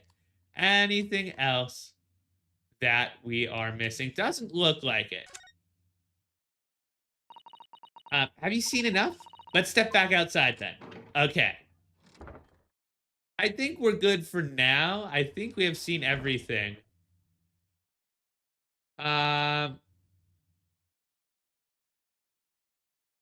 was it? Yeah. Anything under there? Yeah, I think we have properly seen everything that there is to see.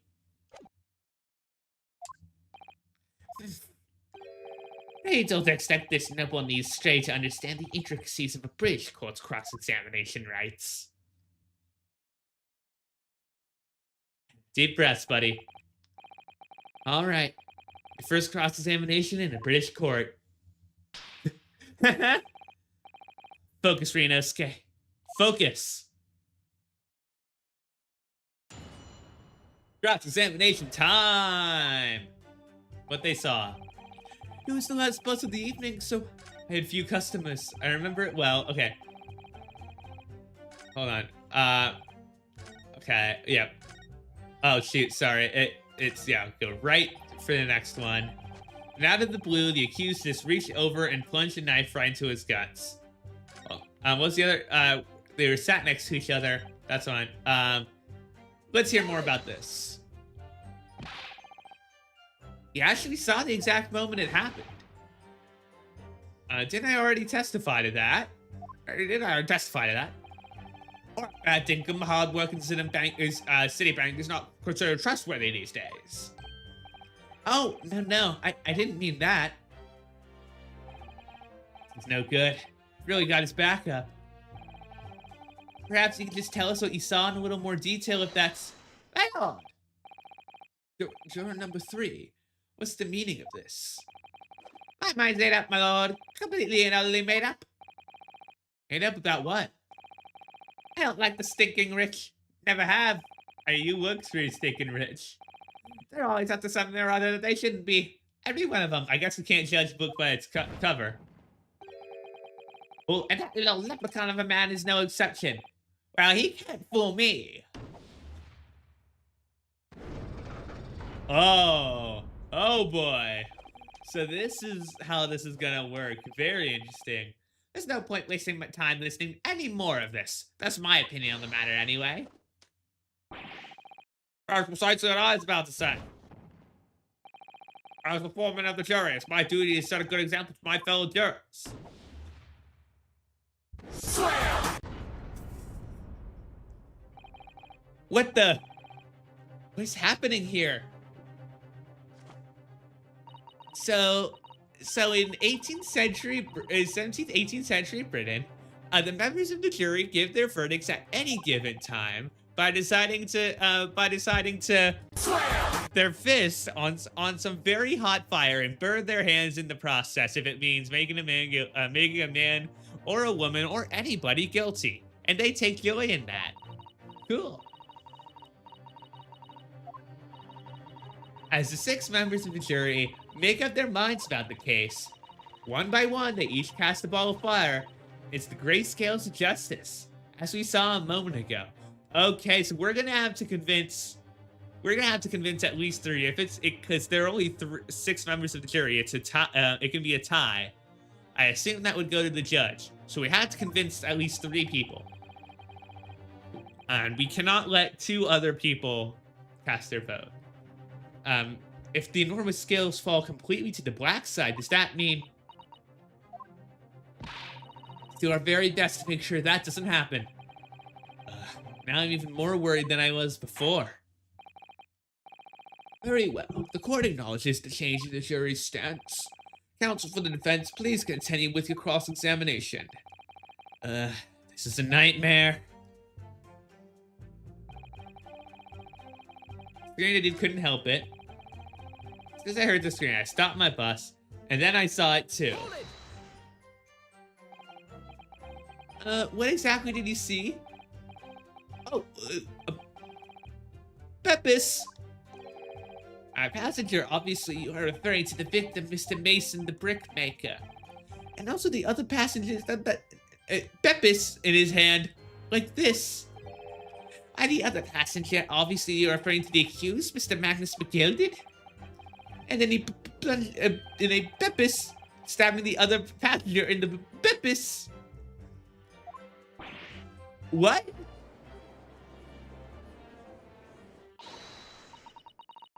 My lord, I can forgive the interruption. Oh, no. Juror number 2, go on. Mr. McGilded is pillar society and a gentleman, and a gentleman's word should be sacrosanct. However, those of us in service know we must accept hard truths. Wait, what are you about to do? Dispel to the rubbish. There's... It's late on that one. No! Okay, we gotta convince all of the rest of them. I don't wish to cause offense, but I do like to eradicate all cake traces of filth and grime. Oh, no. I have painstakingly typed every word uttered here today, and cross-referenced all the facts. As such, I am now in a position to draw the only logical conclusion. There we go. Finally timed it right. Not again. Okay, so we don't need a majority. That's 4 out of 6 jury members who proposed guilty verdict. There are only 2 left. You've had it. Every time I press these witnesses for more information, I just make the situation worse. Nevertheless, what we need more than anything at the moment is more information. Still very much in the dark. I suppose I'll have to keep pressing the witnesses, knowing that more sparks very well may fly. We mustn't give up hope that we'll uncover something that'll give us a way to fight back, but... Alright, I'll keep trying. Can't give up. Just need to keep calm and listen to the witnesses' statements again. Okay, let's see. Alright, so when it happens, the only 2 people in the enclosed cabin area were the victim and the defendant. And so help me, 3 whole people witnessed the man I'm trying to defend do the deed. Do the do. I don't like to be pessimistic, but we do seem to rather be in a very difficult situation here. What am I supposed to think here? Is Mr. McGilded really innocent? Or could it be? Before we jump to conclusions, our first task should be to gather information. We need to understand the case much better than we do at the moment. You're absolutely right. Excuse me? Let's listen to those witness statements again, a little more carefully this time.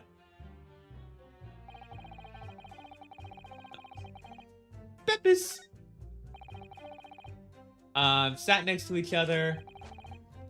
Hold on, let me check my court record. Let's stand the right glove. Face is partially obscured from view. Heck yeah, no new information there. I would like, okay. You screaming might uncover some evidence. Stabbed him, you say? And you were sitting up on the roof deck, were you?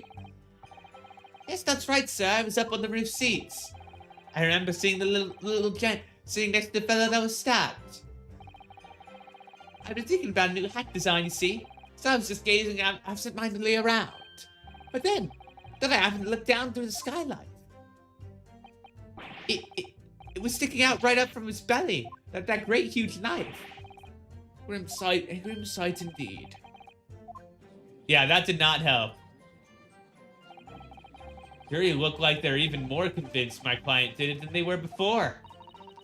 It appears to have made everyone even more dubious. If only we had some evidence to counter their suspicions. Okay, so we do have to look for evidence. Oh, yes, sir. Is this the knife you saw? Ooh. Oh, good grief, yes, that's it. The very one, sir. Is that? Yes, counsel. That is the blade that was driven into the victim's belly like a stake through the heart. That is a blade of considerable size, counsel. It is, and furthermore, the scabbard is emblazoned prominently with a certain initial. The letter M was seen oddly familiar, and a drawing of a dog. I wonder who could have won that. Please, no. M for Magnus, perhaps? Or McGilded, possibly. Take your pick. Seems this particular big name in London made a magnificent mistake.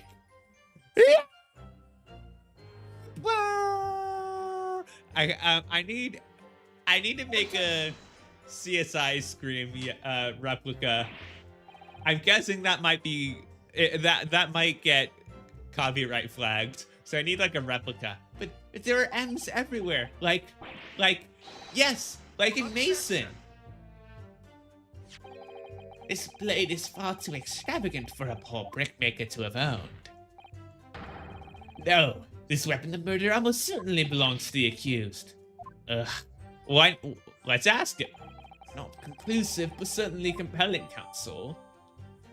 Okay, let's take a look. Let's take a look at this. Can't find anything out of place. Oh, that's a big letter M. Ornate letter M. Undeniably his initial. And it's beautifully gilded, too. Must be very valuable, I should think. What is it? Look at this M. If you turn it upside down, it becomes a W. This could change everything. W. Yes, this is one of those, turnabout cases, I'm sure of it. I'm afraid I don't know it all. What I am sure of is that this is an M. Oh.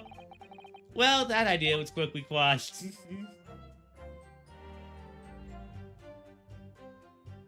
Anything at the point?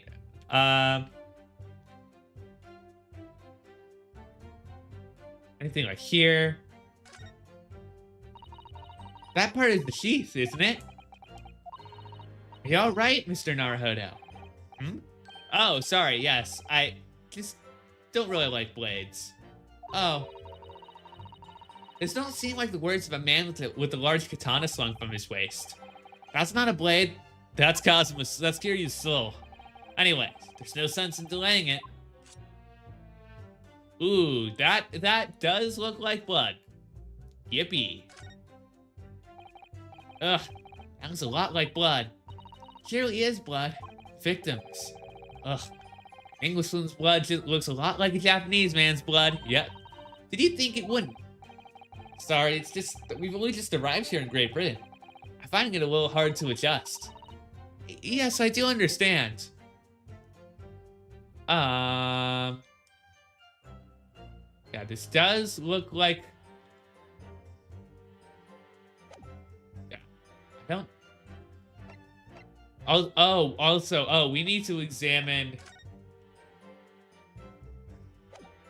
We need to examine these.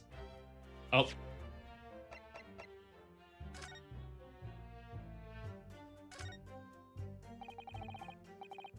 Yep, definitely blood. Not the most pleasant sight to be confronted with on our first day in London. Well, nothing will come of grumbling now. No. By the way, is Mr. McGilded right-handed? Yes, I believe so. He was toying with the coin in his right hand a little earlier. Pity. If only he'd been left-handed. I think blood on either glove would be fairly incriminating, really.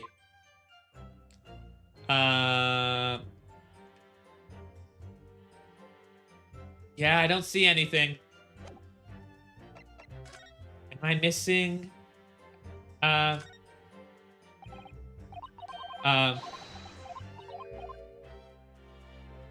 I don't see anything else. That's a little annoying.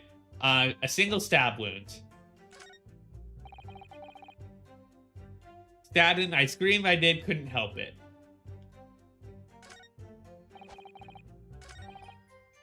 Okay, let's press the rest of them. You saw them through the skylight in the roof of the carriage. When he set up on the top deck, it was right there at your feet.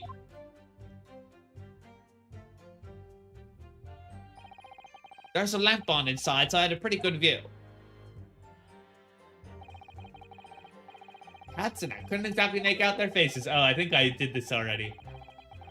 Not trying to doubt my mind, it was just McGilded. How can you be so sure? Well, how can I put it politely? The Gilded is a gentleman of rather small stature. Couldn't have mistaken him for anyone else. Let's not forget that when the vehicle came to a halt, the only people inside the enclosed cabin were the deceased Mr. Mason and Mr. McGilded. There's no room for doubt here. Ugh, I really wish there was. Okay, let's go to you. Last one we could press, I think. I think it was sometime after 10, wasn't it? Peppers, cold Peppers, freezing Peppers. You had 4 passengers on board at the time, is that correct? Peppers, not traveling the same Peppers, but no Peppers. There were no other passengers when the incident took place. No one alighted, for example. You're quite right with that, sir. No other passengers like that. No, none. Nobody fled the scene of the crime then. Boss insists on running it. He does every last evening, the last bus of the day. It wasn't you. But I do wonder sometimes if it's worthwhile. Yes, Peppers. What do you mean by that? Peppers is being so Peppers and cold and everything and only making 20 pence on the run, you see. Wait, okay, that's just you with your hat. I spent that much time at the pub on the way home just trying to warm me up again with a nice can of Peppers. We don't have cans yet, though. I just can't believe it, sir. I can't Peppers and believe it. A Peppers on my own bus. It's too awful to even think about. I haven't been able to shake this Peppers since it happened. Oh, no. Number 4. And I have to take it that you, too. I'm another the London Guild of Coachmen. The idea of a murder being committed in one of the city's carriages is absolutely utterly abhorrent to me. It wouldn't be right to make a decision before hearing all the facts, though, I said to myself. But never mind. Vodka has decided, but I've heard enough now. The horse is bolted, as they say. No, please, just keep an open mind a little. Stay up now, Vodka. The finish is in sight. Oh boy. Peppers was a long-standing member of the guild, and I trust what the man says. Okay, he's guilty then. Thank you, sir. You're too kind of a Peppers. This is too unkind, sir. Which now means that 5 jurors agree to condemn this man. The only person who hasn't is the literal grandmother who literally hasn't been focusing on the case the whole time. Madam Juror number 6. Yes, dear, what can I do for you? You have heard the testimonies of the witnesses in the stand. Oh, no, I haven't. No, I have not. I've just been focusing on my knitting. And pray tell, why are you yet to pronounce your leaning? Well, dear, the thing is, I'm a creature of habit, me. I always go to the park at around this time of day and sit on a nice bench and get on with my knitting. It's a lovely little park just near where I live. McGilded Park, it's called. A gentleman donated it to the city, you know, to put a smile on his face, as he said. Well, I'm not exactly sure he's an impartial witness, then. I can't imagine such a fine young gentleman would have it in him to take another's life. He is always doing wonderful things for the city. That's right, a man like that wouldn't stab someone, surely. We could the Gilded Public Library. Dominate Londoners with their heads in the clouds. Do you people not know what kind of a man Magnus McGilded really is? What kind of a man is he? The philanthropist Magnus McGilded has enough wealth to purchase the entire city he claims to value so highly. But where did all that wealth come from? The client is a Shylock, sir, and one of the very darkest of souls. What? Storm the Crows. Miss McGilded lends money at an extortionate rate of interest, so his victims have no hope of repaying him. Yeah, I figured he might be up to something. When they default, he takes possession of everything they own. He is a vulture that preys on the weak. I've never heard any mention of that before. The faculties haven't deserted you, I'm sure, madam. So as this thought not crossed your mind. Would a man wealthy enough to buy London in its entirety not have a carriage of his own? What possible reason could this man have had to make use of a public omnibus service? You're not saying that the victim, a poor brickmaker, I need to be more of a vampire, had more next to nothing to his name. Save considerable financial liability. And this is one thing you're just gonna have to deal with. My voices falter go all over the place, even in a single stream. It will come as no surprise that his creditor was the accused, Magnus McGilded. But let it also be known that the very day Mr. Mason was killed was the final repayment day for his death. Good gracious. The brickmaker was destitute. He had lost his house. He had not a shilling with which to repay his debts. And in the end, this pitiful soul had the very last thing he owned taken from him. His life. Why, I'm still confused why he would, like, kill him. It would accusably kill him. By the merciless philanthropist pretender Magnus McGilded. I don't believe it. If I might add something briefly, Miss Susato. You claim that the victim had been lent money by Mr. McGilded. But where's the evidence to support that claim?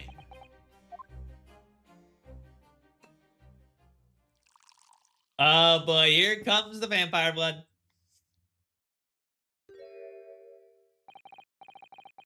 Pray forgive the discourtesy of filling my hallowed chalice in the court of law.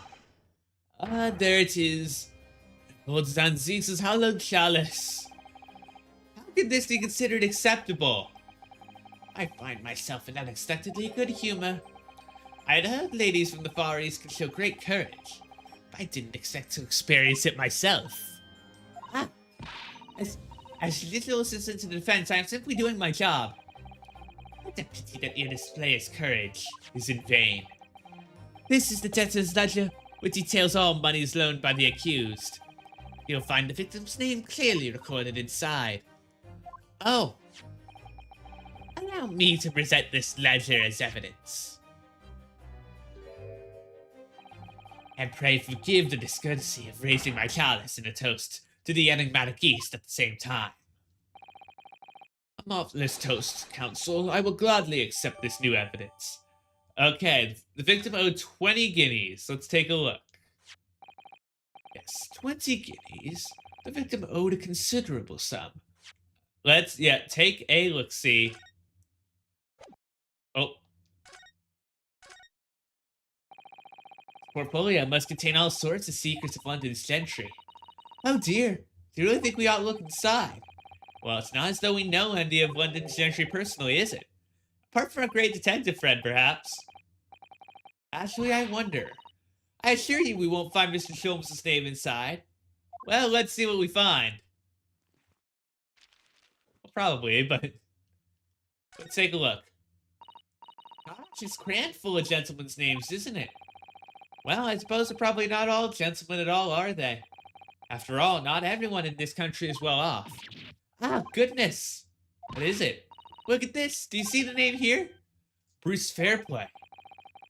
Did that mean something to me? Yes, he's on the stand. Uh-oh. Bruce Fairplay. The witness testifying at this very moment. Oh, yes, of course, the banker. Why is his name in here? I mean, he is a banker. But also, yet this is... I wonder if we'll be able to throw witnesses or jurors out. I wonder if that's a thing we can do in this. Gonna hydrate real quick.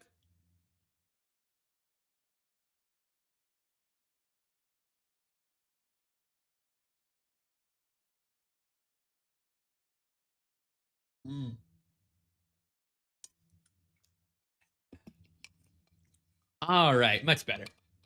Yeah, why is his name in here? Ah, he borrowed 20 guineas, did he? And look, the repayment date is fast approaching. It's possible this is just a coincidence, of course, but this could be very useful information. I actually think that, well, Bruce Fairplay, that would be evidence to actually, that would be motivation to acquit him, to try and make him be found not guilty. So I feel, it's like the implication might be that he is guilty because he owes him money, and maybe it's like I feel like that Van Ziek's gonna say like, oh, instead of he's he's gonna make it out so that McGilded's like, oh, instead of paying me the money back, my money back, instead, here's an alternative. Cover for me at this case. Okay. Anything else? Nope. Oh, wrong button again. And the accused made quite certain he had ample recompense. Well, it would seem I had the wool pulled over my eyes. Regrettably, madam, that is the modus operandi of the accused. And it's such a pretty little park, too. What a scoundrel. Uh-oh, that's it. Still, maybe it's all for the best. Wait a minute. Let's think about this a little more before. I don't stand for nonsense. I stand for slam. I stand for slamming time, baby. And we're dead. That was it. Last juror's decision.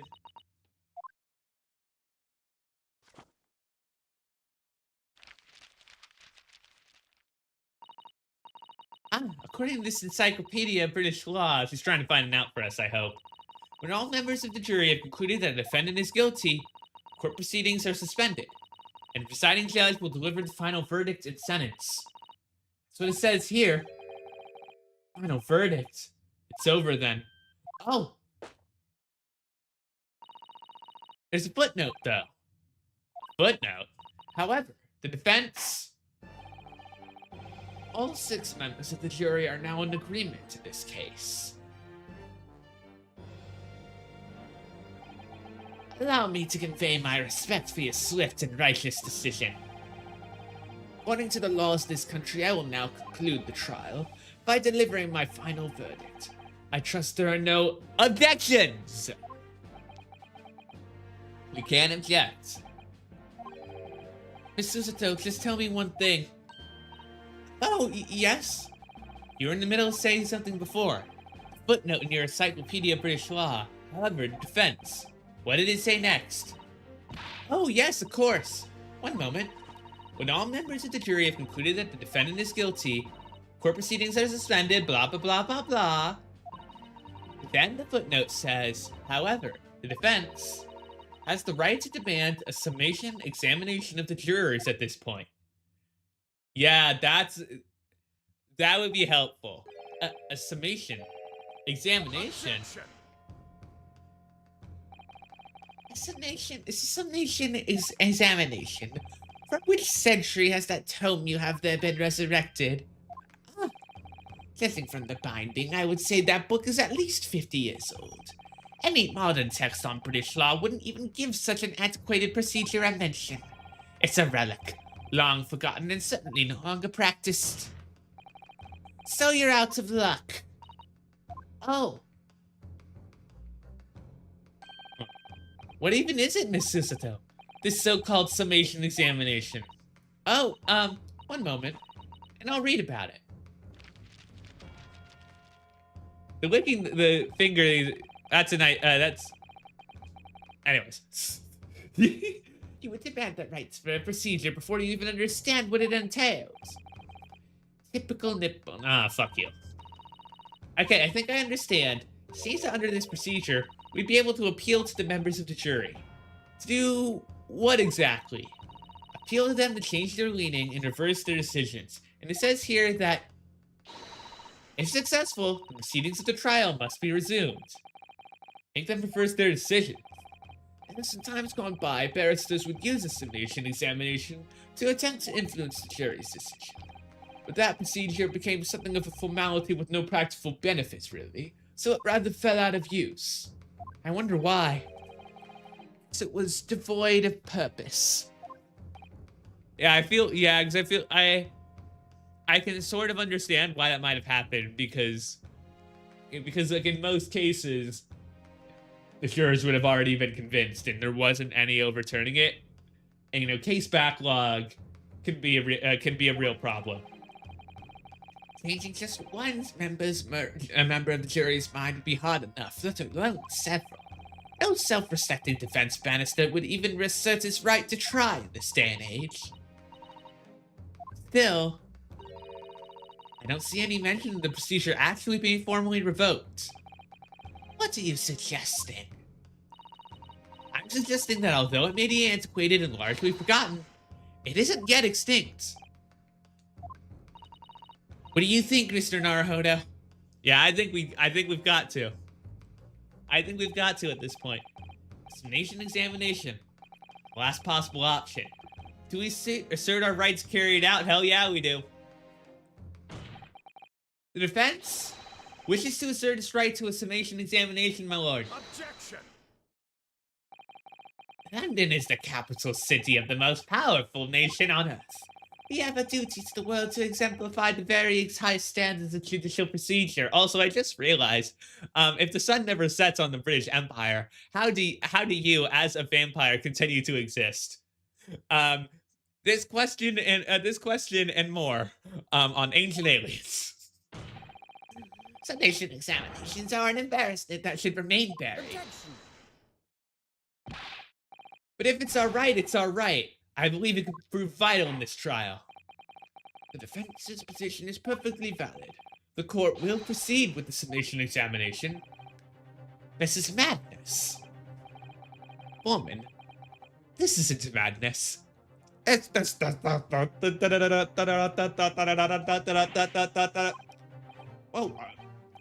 I'm not, there was no mention of this in the letter I received, you see, so.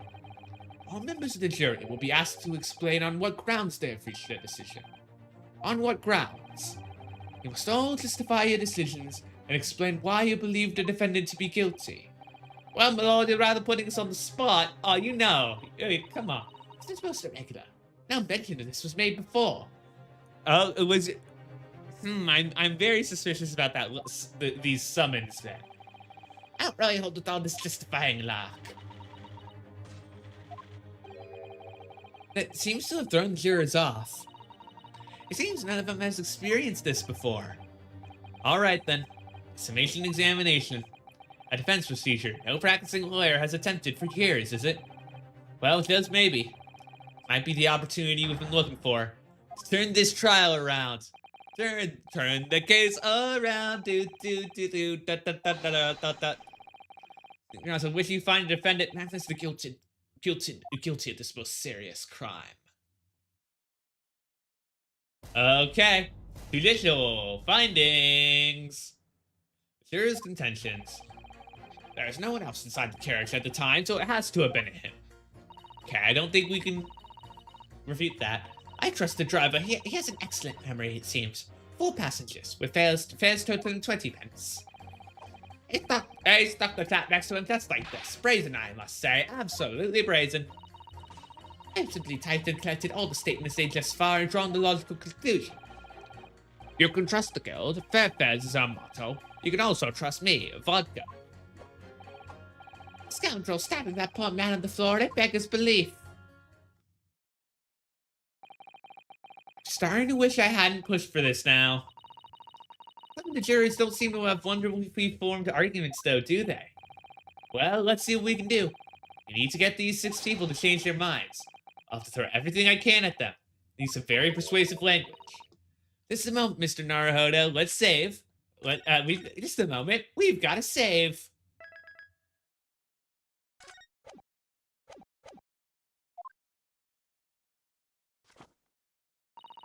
According to my book, that's not quite how it works.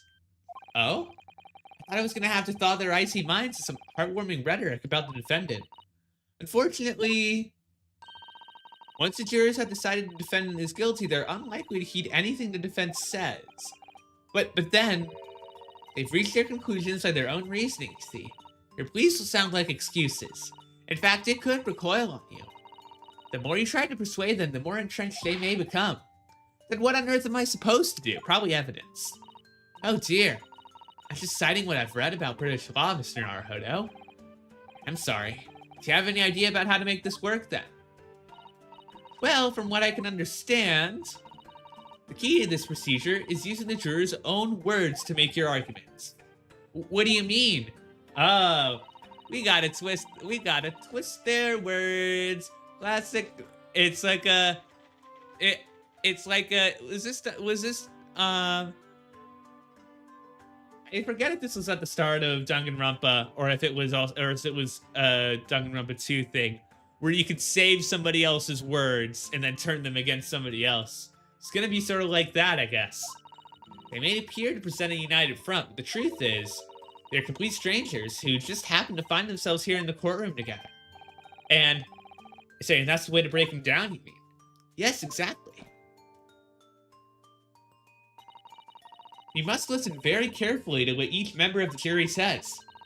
See if we can identify any contradictory statements.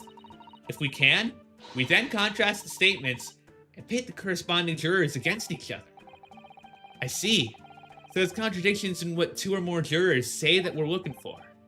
In a way, then, this is similar to a regular cross-examination. Yes, I suppose you're right. Find contradictions in their statements and pit the jurors against one another to break them down. All right. I may be able to pull this off. Now, that's not right. Platinum time! I have to pull this off. Let's go! Can we start proceedings, counsel? I would ask you to take the stand for this. I'm expecting a clear and concise rebuttal. Yes, my lord. Oh boy, here we go. Jury, examination time. Defense's rebuttal. There's no one else in the carriage at the time. Trust the driver. He has an excellent memory, it seems. 4 passengers. He's stuck. Oh, oopsies. Raisin. Hold on, what happens if I click? Hold on, court record. Single stab wounds to the abdomen.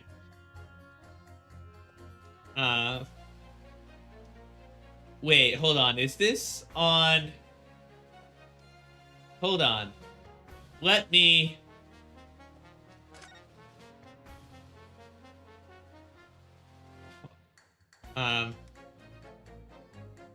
Yeah, that's the back. Okay. Yeah, this... Okay, yeah. Yeah, no. I think I see what it is. Because if you're sitting next to him... Okay, so imagine you're sitting next to this guy, and you take out a knife, you plunge it into somebody's body. You are making... You are sort of... You have that knife in your hand. You're stabbing backwards. I can't believe I didn't realize this earlier. You have a clenched fist when you're doing that. You're also swinging backwards, sort of. So, the fact that it's on the inside of these gloves, if anything, it should be on the outside. I think that's what we're going for here. Let's see what... if we say pit... Oh, you have to hit the jurors against each other. Okay. Okay. But I think that's what we have to center on. Driver has an excellent memory. There's no one else. 4 passengers. He stuck the chap next to him. You can trust the guild. Fair fares is our motto.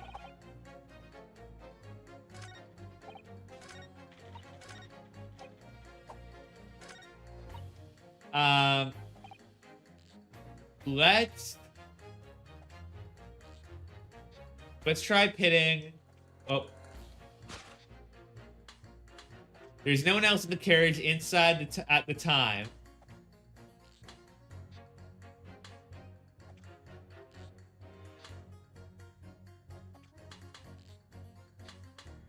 Maybe this? Because it beggars belief. I think whatever the beggar's belief is, I'm saving this because I feel like I'm gonna lose a lot of lives trying this. I want a pit. No, I want it, but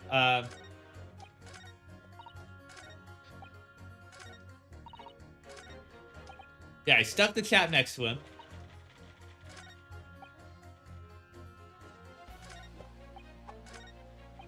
I want to press you. What have you been doing all this time? What have you been doing all this time? There. I should have thought it was obvious. I'm recording everything that takes place as part of these proceedings. And what have you learned? For example, at this moment in time, the judge has used his gavel 11 times in total. The prosecution has snorted derisively remarks 7 times in total. And I might add, each time you have gawked like a simpleton. Thank you. What's the point exactly? So anyway, madam, are you able to explain why you think the defendant is guilty? That's a conclusion I have drawn as a result of the copious notes I have typed. Clearly, by asking you to explain why. Please don't distress me. It makes it extremely hard to concentrate on my notes keeping. Yeah, okay, so we've got a pit. Fair fares is our motto.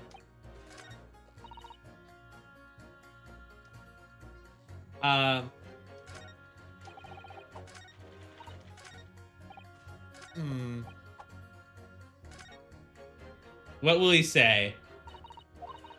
So, we just need to find 2 jurors with contradictory statements. Which is so much easier said than done. Is that perhaps what you were just thinking? How did you know? Well, I took the liberty of doing some research in case you happen to find yourself in just such a situation. Shall I read you what he found out? Yeah. Yes, please. Very well. Listen to this. During the summation examination, you'll hear assertions of the members of the jury. This situation, you should use w and p with impunity. Having done so, you'll be able to compare the chosen assertion with those of the other jurors. Select the corresponding buttons to listen to the other jurors' accusations again. Note that you cannot choose the assertion of the juror you initially selected, nor can you choose assertions of jurors who have changed their leaning to not guilty already. Once you've compared the various jurors' assertions, work out which 2 contradict each other, and then pit them together with w to pull them apart. See, she wasn't joking when she said it was long. The first step is listen very carefully to what they have to say. I'm sure you'll start to see which ones might quite not agree with each other. Never have to listen to that long, boring explanation again. That's the spirit. Okay. You're saying no one else inside the carriage. 4 passengers. Stuck the chap next to him.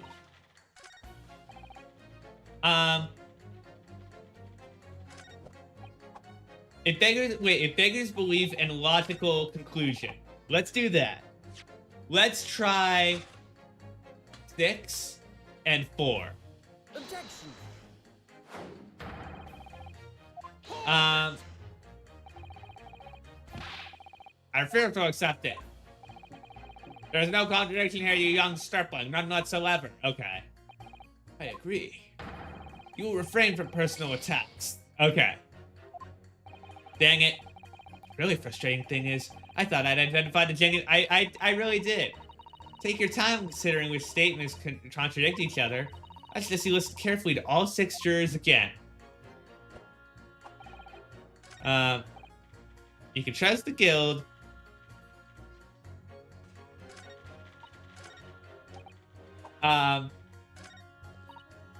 You trust the driver. There is no one else inside the carriage. I feel like trusting the driver and trusting the guild is the same thing.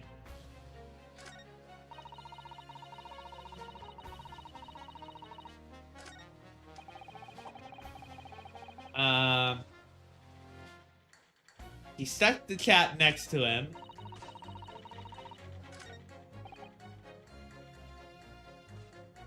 We haven't raised prices above 4 pence for years. Oh, I see. I see. I don't know how I didn't catch that. There we go. There you go. 4 times 4, 16. I can math. They do. Explain yourself, Counsel. Oh dear, what have I said? I swear on Vodka's name and I haven't the first idea what you're talking about. According to the group testimony we've heard so far, there were 4 passengers on the omnibus on the night in question. 3 and 6, yeah, 3 and 6 could be the next one. 3 says next one, 6 says stab on the 4. Thank you, Fairy. That's probably a good next one. According to the coachman, Mr. Beppis, he took 20 pence in fares. Quite right, I have these precise details typed neatly here in front of me. And juror number 5 also told us the following. The fare for the omnibus is always 4 pence. It is. A fair and convenient single price, just the way London's carriages should be operated. That doesn't add up at all. In fact, it leaves a glaring discrepancy in the facts. Why, man, why? 4 passengers paying 4 pence each. If you did the multiplication, it would be 16 pence. Exactly. As I said, it doesn't add up. The figures are different. By 4 pence, in fact. Or precisely 1 person's fare. 1 person's fare. So somebody, so there's a hidden, what's it called? The hidden 5th student, Dr. John H. Ikusawa. Watch out for him. Yes, in other words, on the omnibus that night, it's distinctly possible there's another passenger we've heard nothing about. Good gracious. Alright. We're getting somewhere, then 3 and 6. This can't be right. The coachman of the guild are good, honest men, one and all. Trustworthiness is our watchword. Think he's a coachman claims most certainly do not add up. Your watchword, good sir, is a fallacy. I beg your pardon. Mr. Guildmaster, I think you ought to consider that if this trial were to end now, news will surely spread all over London. The news that one of your coachmen tried to hide the fact that he lets nefarious characters ride his omnibus. Oh, now we're manipulating a little bit. Alright then, how do I make it so this miserable trial doesn't end,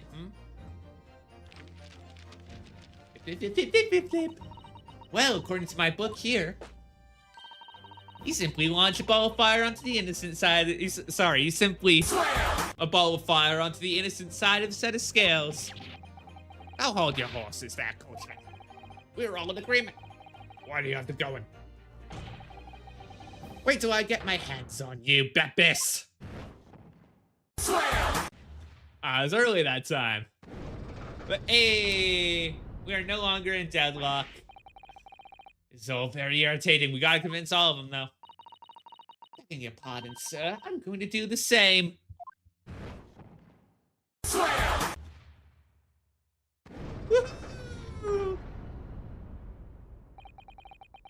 For the love of... Who's Mike? Delta Theories and Chapter 2, 3, and 4 Delta Theories and more tonight on the Disney Channel. So stupid. How can be the difference between a smile and a tear, after all? I certainly can't put my trust in someone who doesn't follow my exacting standards in financial matters. Alright. I, for one, think it's only proper that we hear from the witnesses again. Oh, well done, Mr. Naruhodo, you did it. Not just yet. We managed to change 2 more jurors' minds. We can force the trial to continue. Okay, we just gotta get a majority. 2 more. And Fairy's probably pointing them out. There is something else that's bothering me about a couple of their assertions. And that's where you must strike next. 2 more jurors against each other and show there's another contradiction. Exactly. You can do it. Well, the scales of justice have shifted, but they still weigh heavy on the side of guilds. So you have the floor again. Continue with your summation examination. Okay, you change your leaning. Yep, let's go, Pit. That format, yeah, just like this. And on the floor. Yep. Objection. Those 2 statements are completely contradictory.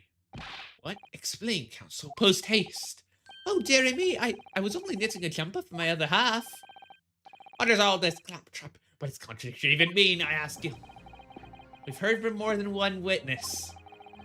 They allegedly saw the actual moment when the defendant stabbed the victim. Now, out of curiosity, juror number 3. Can't you say I'm busy here? I'm busy here. I'm Jack the Ripper. I'm going to kill you with zombies. How do you say the defendant stabbed the victim? What sort of motion was it? Want to test me, do you? It was like this. Stabbed the fellow next to him without even getting up. Just like the Frankus said. Also, no, it would have to be... Again, no, it would have to be like a backwards motion, kinda. Because otherwise it would be in your side. And our court record here says that we have our photo. We have our photo. It's right in the middle of the stump. Was this the fair play testimony? Quite true. Yeah, so that we could probably present on that testimony next time. Juror number 6. Oh, is that me? Is it? What can I do you for, young man? How would you say the defendant stabbed the victim? Oh, well, dear, as far as I understand it, it was like this. He stabbed the poor man after he collapsed on the floor. The coachman said so. Now don't move. Take a look at these 2 jurors. He stuck the fellow next to him without even getting up. And he stabbed the poor man after he collapsed on the floor. Well, I never. They're stabbing in totally different directions. What? Left my stitches with a muddle. What this tells us is that there's a strong possibility one of the witnesses isn't telling the truth. Oh, but why? Why would the dickens would they lie? We don't know that yet. I think it would probably be fair play. Because we have evidence. I think I do know, and unfortunately, that probably implicates McGill did more because he was trying to cover up for him or something. But what I do know is that if the trial ends at this point, we may never find out. We may never know the real truth. Ladies and gentlemen of the jury, can you really let that happen in all good conscience? No. What we need are slams. Why does he say, oh dearie me? Thank you. I can't abide people telling lies. I'm not gonna say it. I'm not gonna say anything that has to do with telling lies. I already did that earlier with I already did that earlier with something I rather wouldn't have mentioned. I'm not gonna do it here. You can't make me. All right, and we're even. Tails. I don't believe it. Do. Why? Now hear this, my fellow Joes. I warn you, you cannot listen to this man. Look at him in this black suit. He's going some deepest Eastern sorcerer using magic on us all. And you're in a black. If I could use magic, do you really think I'd be putting myself through all this? Also, you have a black suit too. Anthony, this dark jinx. Okay, are we? Okay, are we making Phoenix Professor Layton versus Phoenix Wright references here? Because I'd be more than happy with that. What exactly is the problem? What if two witnesses have slightly different recollections? What of it? Let's say the Shylock did stab the victim as he sat next to him on the omnibus, and this young dandy saw him do it. And now let's say the victim collapsed on the floor and then the Shylock stabbed him again. This old lady saw him do it. Well, what's to say it didn't happen like that? Are you calling a dandy, sir? Why I should take this knife to you? Yeah, you're just Jack the Ripper. What are you calling old? Why I should take this needle to you? They're ready to kill, literally ready to kill each other now. Yeah, maybe we shouldn't have done this. Could the foreman of the jury be right? The 2 witnesses to see 2 different moments of the same crime. No, it's out of the question because we have our single stab wound.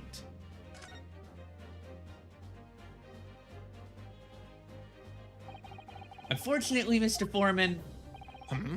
What is it, you dumb jinx? Come on, come out with it. What you're suggesting is impossible. It's out of the question. What are you talking about, man? How could you possibly say that? You do realize that I'm only doing my job. As foreman of the jury, I have a responsibility to steer everyone in the right direction. So where's your evidence, man? That's what we want to see. I say the two witnesses saw two different moments of the same crime. If you say it's out of the question, show me some proof. Looks like the only way I'm gonna convince him is to present him with something he can't dismiss. Excuse me. Some irrefutable, hard evidence. As you wish. What? I'll give you the proof. It's out of the question that the two witnesses saw two different moments of the same crime, as proven by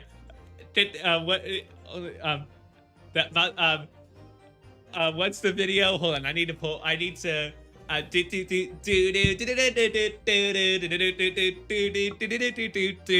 updated autopsy report. This is the victim's autopsy report. According to what's written here, Mr. Mason was stabbed in the abdomen only once. Only once. It's quite simple. The victim was stabbed precisely one time. Ha ha ha ha. Once. Which means these witnesses can't possibly have seen it happen two different times. Okay. Nice. We got another slam. Let's go. Slam! Yeah, right on time, baby. Wait, that means 4 jurors are now leaning to not guilty. We done it, Mr. Naruhodo. We did it. We did it. We did it. Yay, yeah, we did it. Simos, we did it. We finished the case, and also, maybe he's finished. That's the idea, because this Japanese game, I don't know. You're trapped, sir. No one deceives me. Oh, we got a consensus. I said something. Yeah, shut your trap. I know a liar when I see one. And if the chap ever dares across the threshold of my shop, I'll take this razor-sharp blade and shave every last hair off his head. He's telling me he's a barber. No, he's Jack the Ripper. He's obviously Jack the Ripper. Quite a remarkable turn of events. Defense's summation examination has flipped the balance of the scales of justice. Jurors now stand at 2 for guilty and 4 for not guilty. Accordingly, there is no longer a large enough majority among the jury for me to adjudicate, and the trial must continue. Woohoo! Yay! I hereby ask the defense, prosecution, and witnesses to return to their places. And I call upon all of you to continue to pursue the truth. So, Lord Van Seeks, continue to substantiate the case with the prosecution, if you please. I think we will do that next time. Actually, you know what? No, I'm feeling it. I want to continue. I usually end around now. But I want to continue a little bit more. Because it's fun.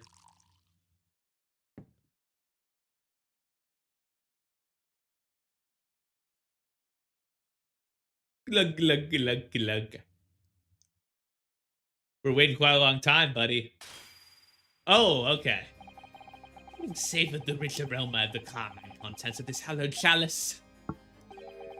It may seem crass to crush it to dust. Pray forgive the discourtesy. Lord Van Seeks.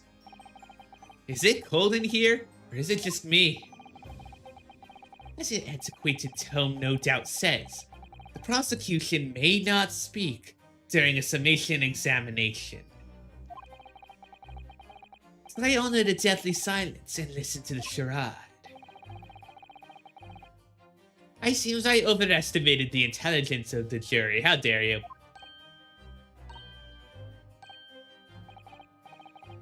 Well, no matter.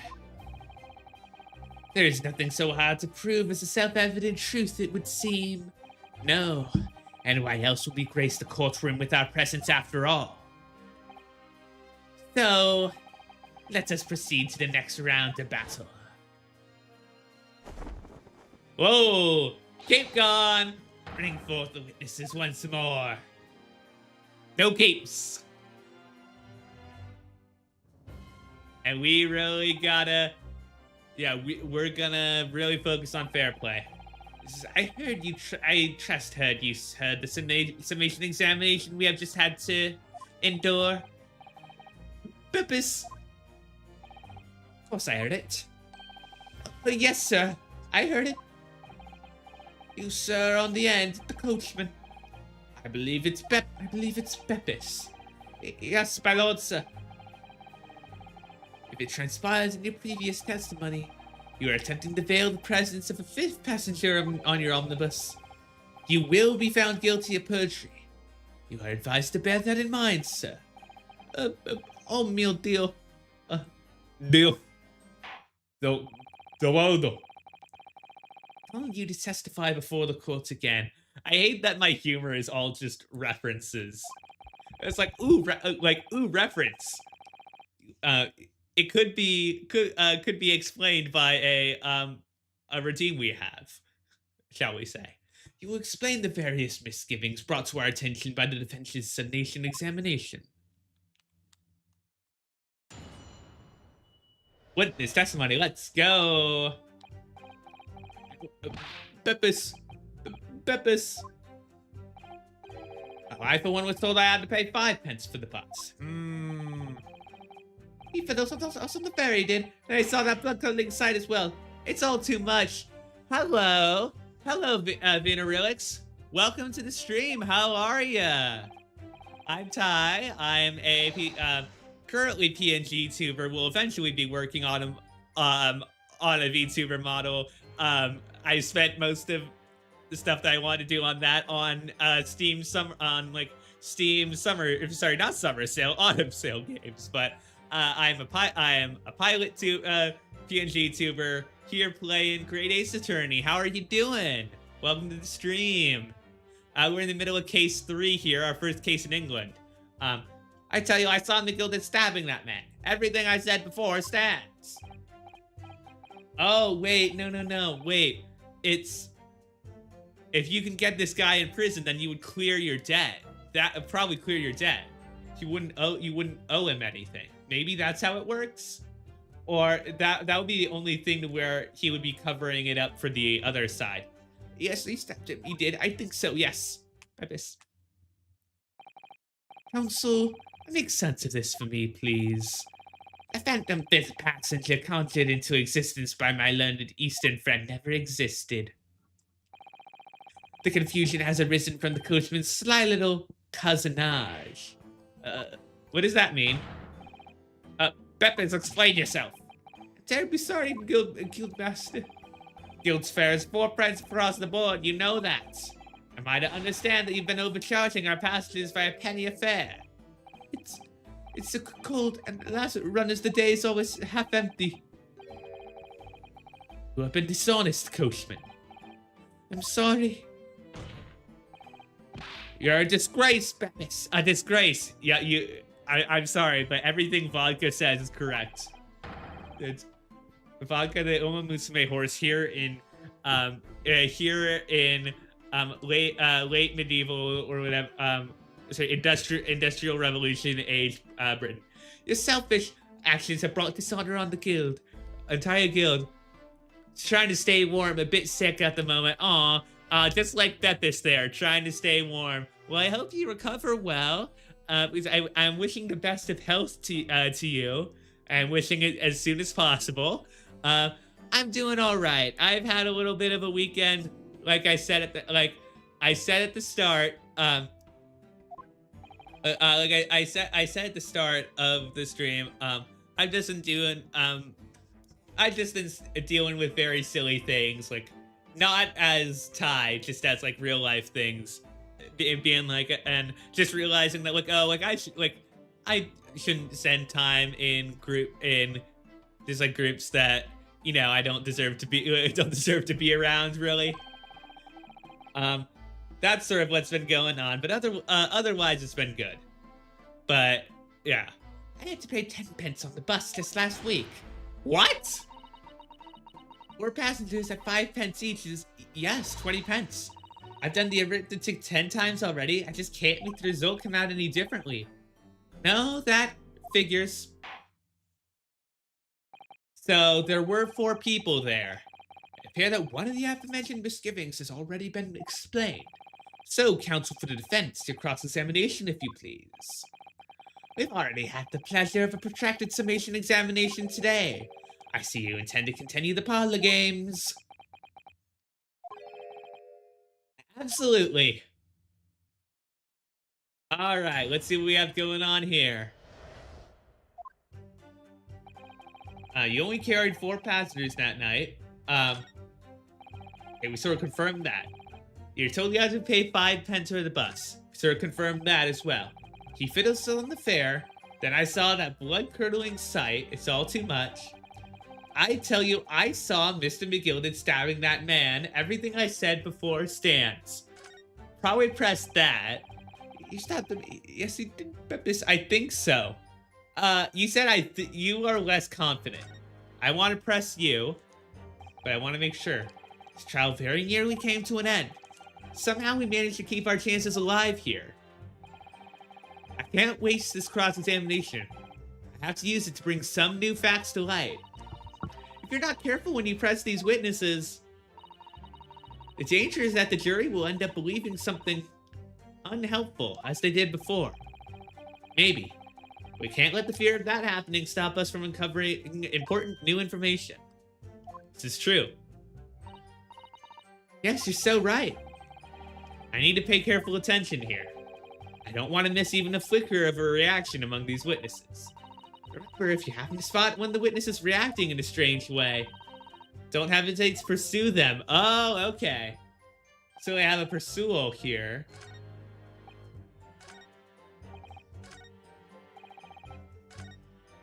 Okay, yeah, so that's probably what we gotta do. Let's press you.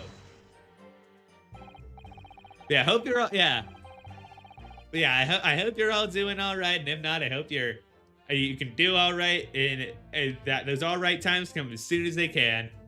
As someone in chronic pain, I'm still waiting a little bit, but I'm happy being here.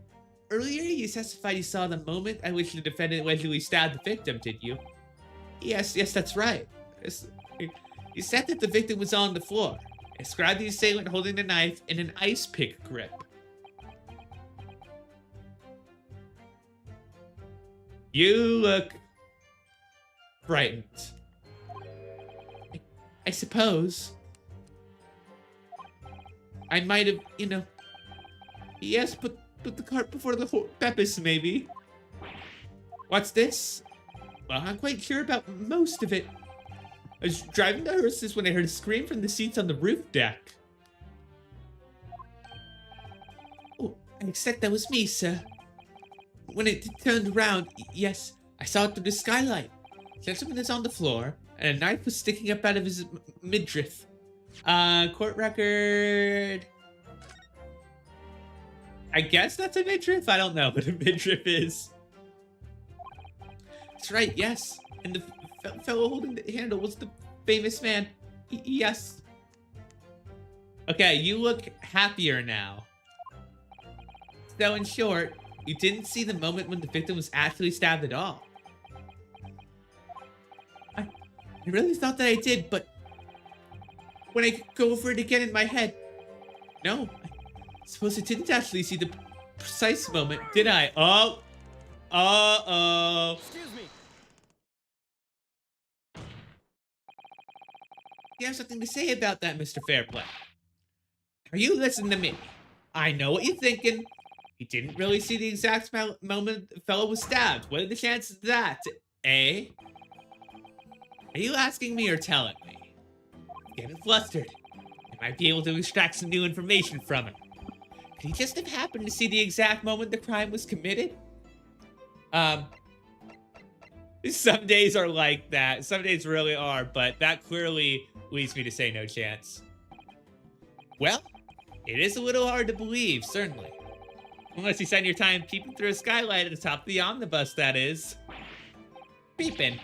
I'm a respectable city banker, I'll have you know. And I know what I saw. I remember it as clear as a Ballarat day. It was a grim scene, I don't mind telling you. Thank you, Mr. Fairplay.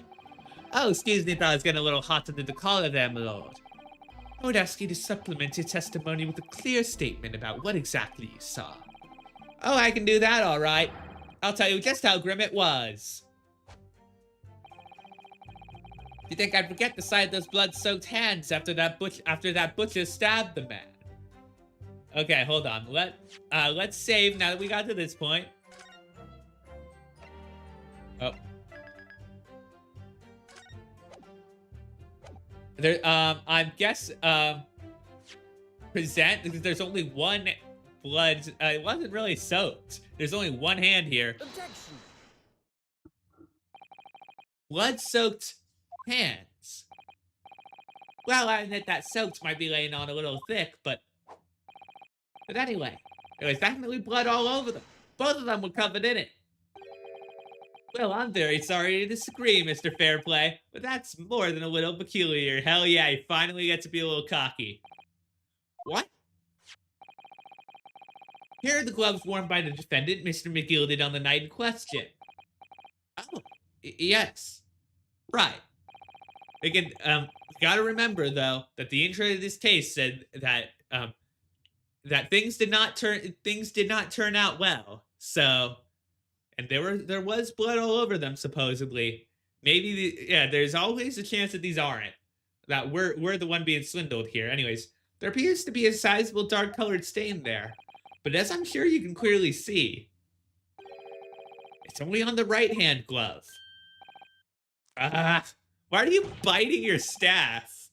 In short, Mr. Fairplay, your testimony is inconsistent. But no. That can't be right. Also, Vina, if that's how you say your name, have you watched or played the Great Ace Attorney before, or anything in the Ace Attorney series? So you're the liar here, then. Why are you biting at it? That's right. You were quite clear about this. You said it was both hands, and now you're bending it. You bending it, Mr. Fairplay. If your last statement was a lie, it calls your entire testimony into question. You say you saw the moment the victim was stabbed, but is that really the truth? Well, Objection. He's gonna say, why am I lying about it? Probably. It was a simple mistake. You can't justify accusing this man of lying. Yes, it wasn't both hands, it was only one, but the fact remains. Now, he got blood splattered all over him, accusingly. The victim's blood was on the accused. Do we have his clothes from that night? No, Mr. Fairplay categorically stated that he saw blood all over both hands, which means there's a strong possibility that this witness was deliberately trying to mislead the court. Why? I would city banker for pity's sake. My word should be the gold standard. I'm a gentleman, not some gutter snipe. Upstanding members of society don't prevaricate. He's claiming to have no reason to lie. But is that really the case? Mr. Naruhodo, if you have some evidence to explain why Mr. Fairplay might be lying, you've wanted to play it but haven't seen a playthrough. Ooh, nice. Well, feel free to hop on board. Hop on board, join the, whatever we're called. We haven't decided on a VTuber fan name. I really don't mind. Like, I really don't care too much about it. It's more if you all want to have one. If you all want to have one, go ahead. But yeah, like but yeah, we're in the middle of the third case. All of the VODs are on YouTube. I can't go in. This is a roundabout way of doing it, but if you want to see the VODs, I'll say my Discord has the link to my YouTube channel. Honestly, wait, you could just go to the About section of my Twitch. What am I doing? What am I even doing? But yeah, in case you wanna, in case you're interested in watching more of it. It could turn the tide in this trial completely. I'm gonna show this man as a compelling reason to lie. Yup, I have evidence. My lord. Yes, counsel. The defense is ready to present evidence. By Jove, are you sure? Evidence that will clearly demonstrate why Mr. Fairplay had reason to lie in his testimony. But yeah, this is the first case in Britain, so this is a good place to hop on board, because the game starts in Japan. But then sort of the plot up to this point has been, us getting, has been the actual transition to England in the first place. So there are some plot events that you've missed out on, but I don't think they should be as relevant. So, yeah, have you played any of the like the Ace Attorney series as a whole? Like, seen that, or is this your first introduction to Ace Attorney? I hereby call on the defense to present its evidence. The evidence that demonstrates a motive. There it is. Take that! You're lying. This is the list of the debtors who owe money to Mr. McGilded. Yes, a list of innocent victims, crippled by the accused extortion. The point is, among the names of these debtors is your name, Mr. Bruce Fairplay. This better not send me to the... Okay, good. Sometimes doing the Sans toggle sends me to the home screen, and it... Thankfully this time it didn't, Mr. Bruce Fairplay. Yeah. What? Mr. Fairplay, are you currently indebted financially to the accused? Wait, uh-oh, the toggle went off. Uh-oh. Was it, that? Yeah, okay.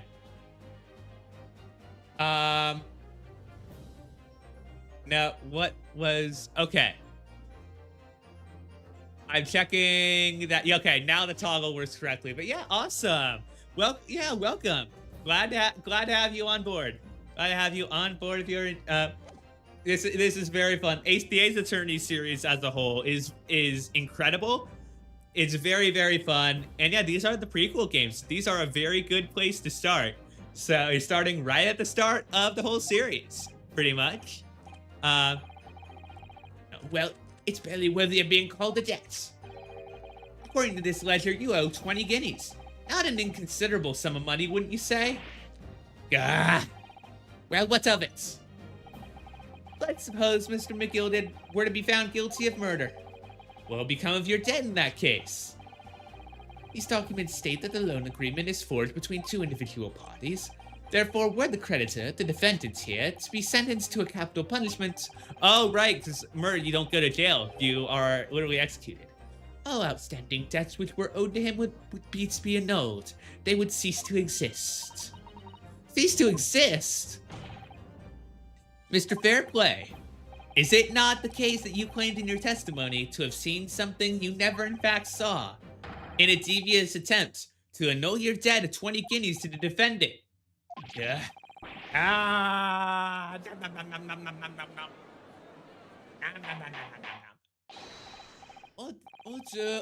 Order. Mr. Bruce Fairplay. Yes, my lord. Let me ask you again. And be aware that your answer may have most serious implications upon your future, sir. Did you or did you not see the precise moment in time at which the defendant is alleged to have thrust a knife into the victim?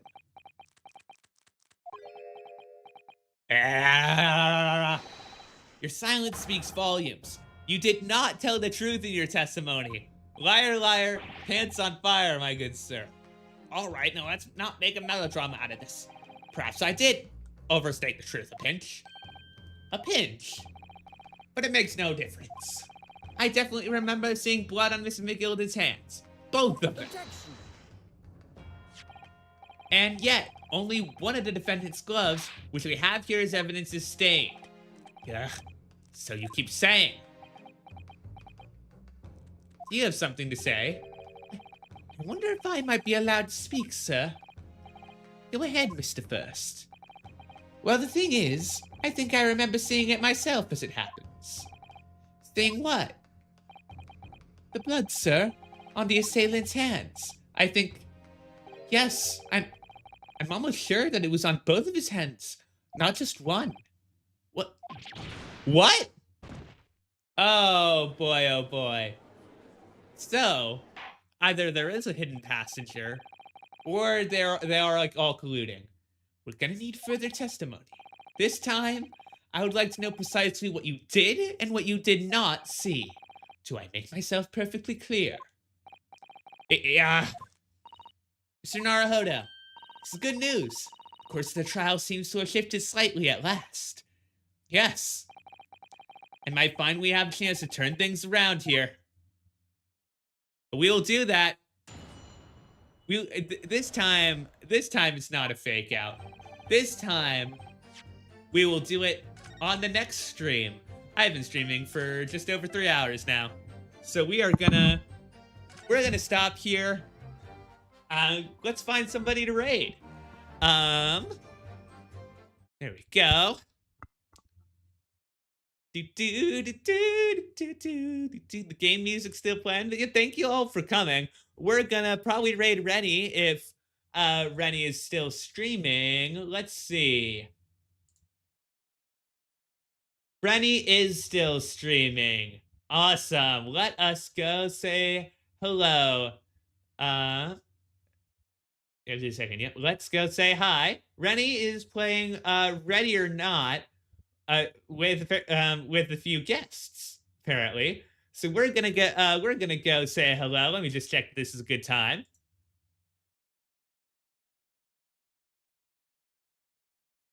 Yeah, okay, cool.